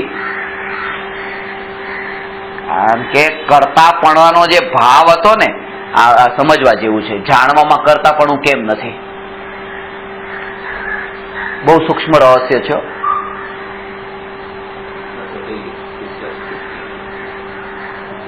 સમજવા જેવો ખાસ વિષય છે કે જ્યારે મિથ્યા દર્શન છે ત્યારે કરતાપણાનો ભાવ છે કે હું દુકાન ચલાવું છું, હું આ ઘર ચલાવું છું, હું આ કરું છું, આ શરીરને સાચવું છું, આ બધા કરતાપણાના ભાવ છે. એ કરતાપણાના ભાવને કોનો ઉદય કીધો? દર્શન મોહનીય કર્મનો ઉદય. કરતા કર્તૃત્વ બુદ્ધિ, એને શું કહ્યું? એને મિથ્યાત્વ કહ્યું. આ મિથ્યાત્વના 4 રૂપ છે: એકત્વ બુદ્ધિ, મમત્વ બુદ્ધિ, કર્તૃત્વ બુદ્ધિ અને ભોક્તૃત્વ બુદ્ધિ. આ એક મિથ્યાત્વના 4 અલગ અલગ રૂપ છે મિથ્યાત્વ જ. તો જે સમયે આ જાણનાર ભગવાન આત્મા જે છે તે હું છું એના ઉપર દ્રષ્ટિ ગઈ ને, એના ઉપર દ્રષ્ટિ ગઈ કે એ સમયે તે અનાદિથી જે દેહને સંયોગમાં માન્યું હતું કે આ હું છું મારા છે, તો એ ભાવ છૂટ્યો. આ ભગવાન આત્મા એ જ હું છું. જેમ હું ભગવાન આત્મા છું એમાં જે એકત્વ થયું ને, આ જ હું, તો એ પાપ કર્યું કે નહીં? જેમ આમાં એમ કરતા હતા કે આ જે છે એ મારું છે તો એમાં દોષ લાગતો હતો, પર હતું. પણ આ હું છું એવું એકત્વ થયું તો દોષ નહીં જ્ઞાન સ્વભાવી આત્મામાં. એવી રીતે તે કે હું આનો કરનારો છું તો એમાં દોષ છે, પણ હું આનો જાણનારો છું તો એમાં જે એકત્વ થઈને એનો કરનારો કે જાણનાર છું, એમાં જે કર્તૃત્વ એ દોષ નથી. કારણ કે અને બીજી વાત એ કે જ્યારે હું ભગવાન આત્મા જાણનાર છું એવું જ્યારે અનુભવમાં આવ્યો ને, ત્યાં મિથ્યાત્વનો ભાવ ગયો. મિથ્યાત્વ ભાવ ગયો તો કર્તા ભાવ ગયો. અને એટલા માટે સમ્યક દ્રષ્ટિ જ્યારે જાણે છે કે હું જાણનાર છું, પણ એ કર્તા ભાવ નથી, કારણ કે કર્તા ભાવ તો મિથ્યાત્વ નામ છે, ત્યાં મિથ્યાત્વ છે જ નહીં. કઈ ક્રિયા કરે છે ત્યાં તો પછી જગતનું આમ કરે છે, એ પણ કર્તૃત્વ નથી, કારણ કે ત્યાં મિથ્યાત્વ નથી. ક્રિયા કઈ છે મહત્વનું નથી, મિથ્યાત્વ ભાવ રહિતનું જે કાર્ય ચાલે છે એ બધું જ કર્તૃત્વ છે, સહિતનું. મિથ્યાત્વ ભાવ રહિત જે છે એ અકર્તા ભાવ છે. જોર મિથ્યાત્વ પર આપવાનું છે.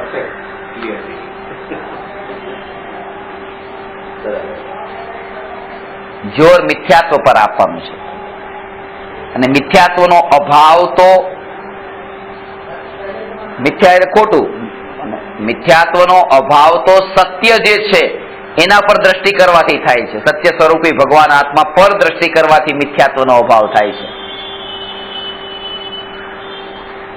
સત્ય સ્વરૂપી ભગવાન આત્મા પર દ્રષ્ટિ કરવાથી, એના ઉપર દ્રષ્ટિ કરવાથી મિથ્યાત્વનો અભાવ થાય છે.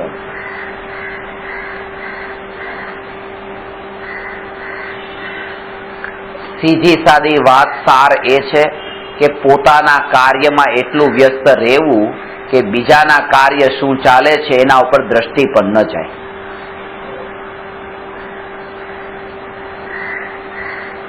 ગુજરાતીમાં કહેવાય છે ને, પોતાના ભાણા પરની માખી ઉડાડવી, બીજાના ભાણા પરની માખી નહીં ઉડાડવી. ભાણું ખબર પડે? થાળી આવી જશે. શું એ કે બીજાને માખી ઉડાડવાનો ભાવ કે બીજાના મિથ્યાત્વને છોડાવવાના જે ભાવો છે એમાં જ પોતાના ભાવો કેટલા ત્યારે ને ત્યારે થઈ જાય છે. પેલું તો થોડીક વારે લાગે, પડે તે નહીં પડે, પાછી અહીંયા તો પડે જ છે.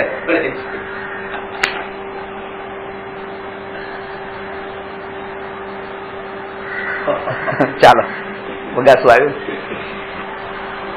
નમો અરહંતાણમ નમો સિદ્ધાણમ નમો આયરિયાણમ નમો ઉવજ્જાયાણમ નમો લોય સૌ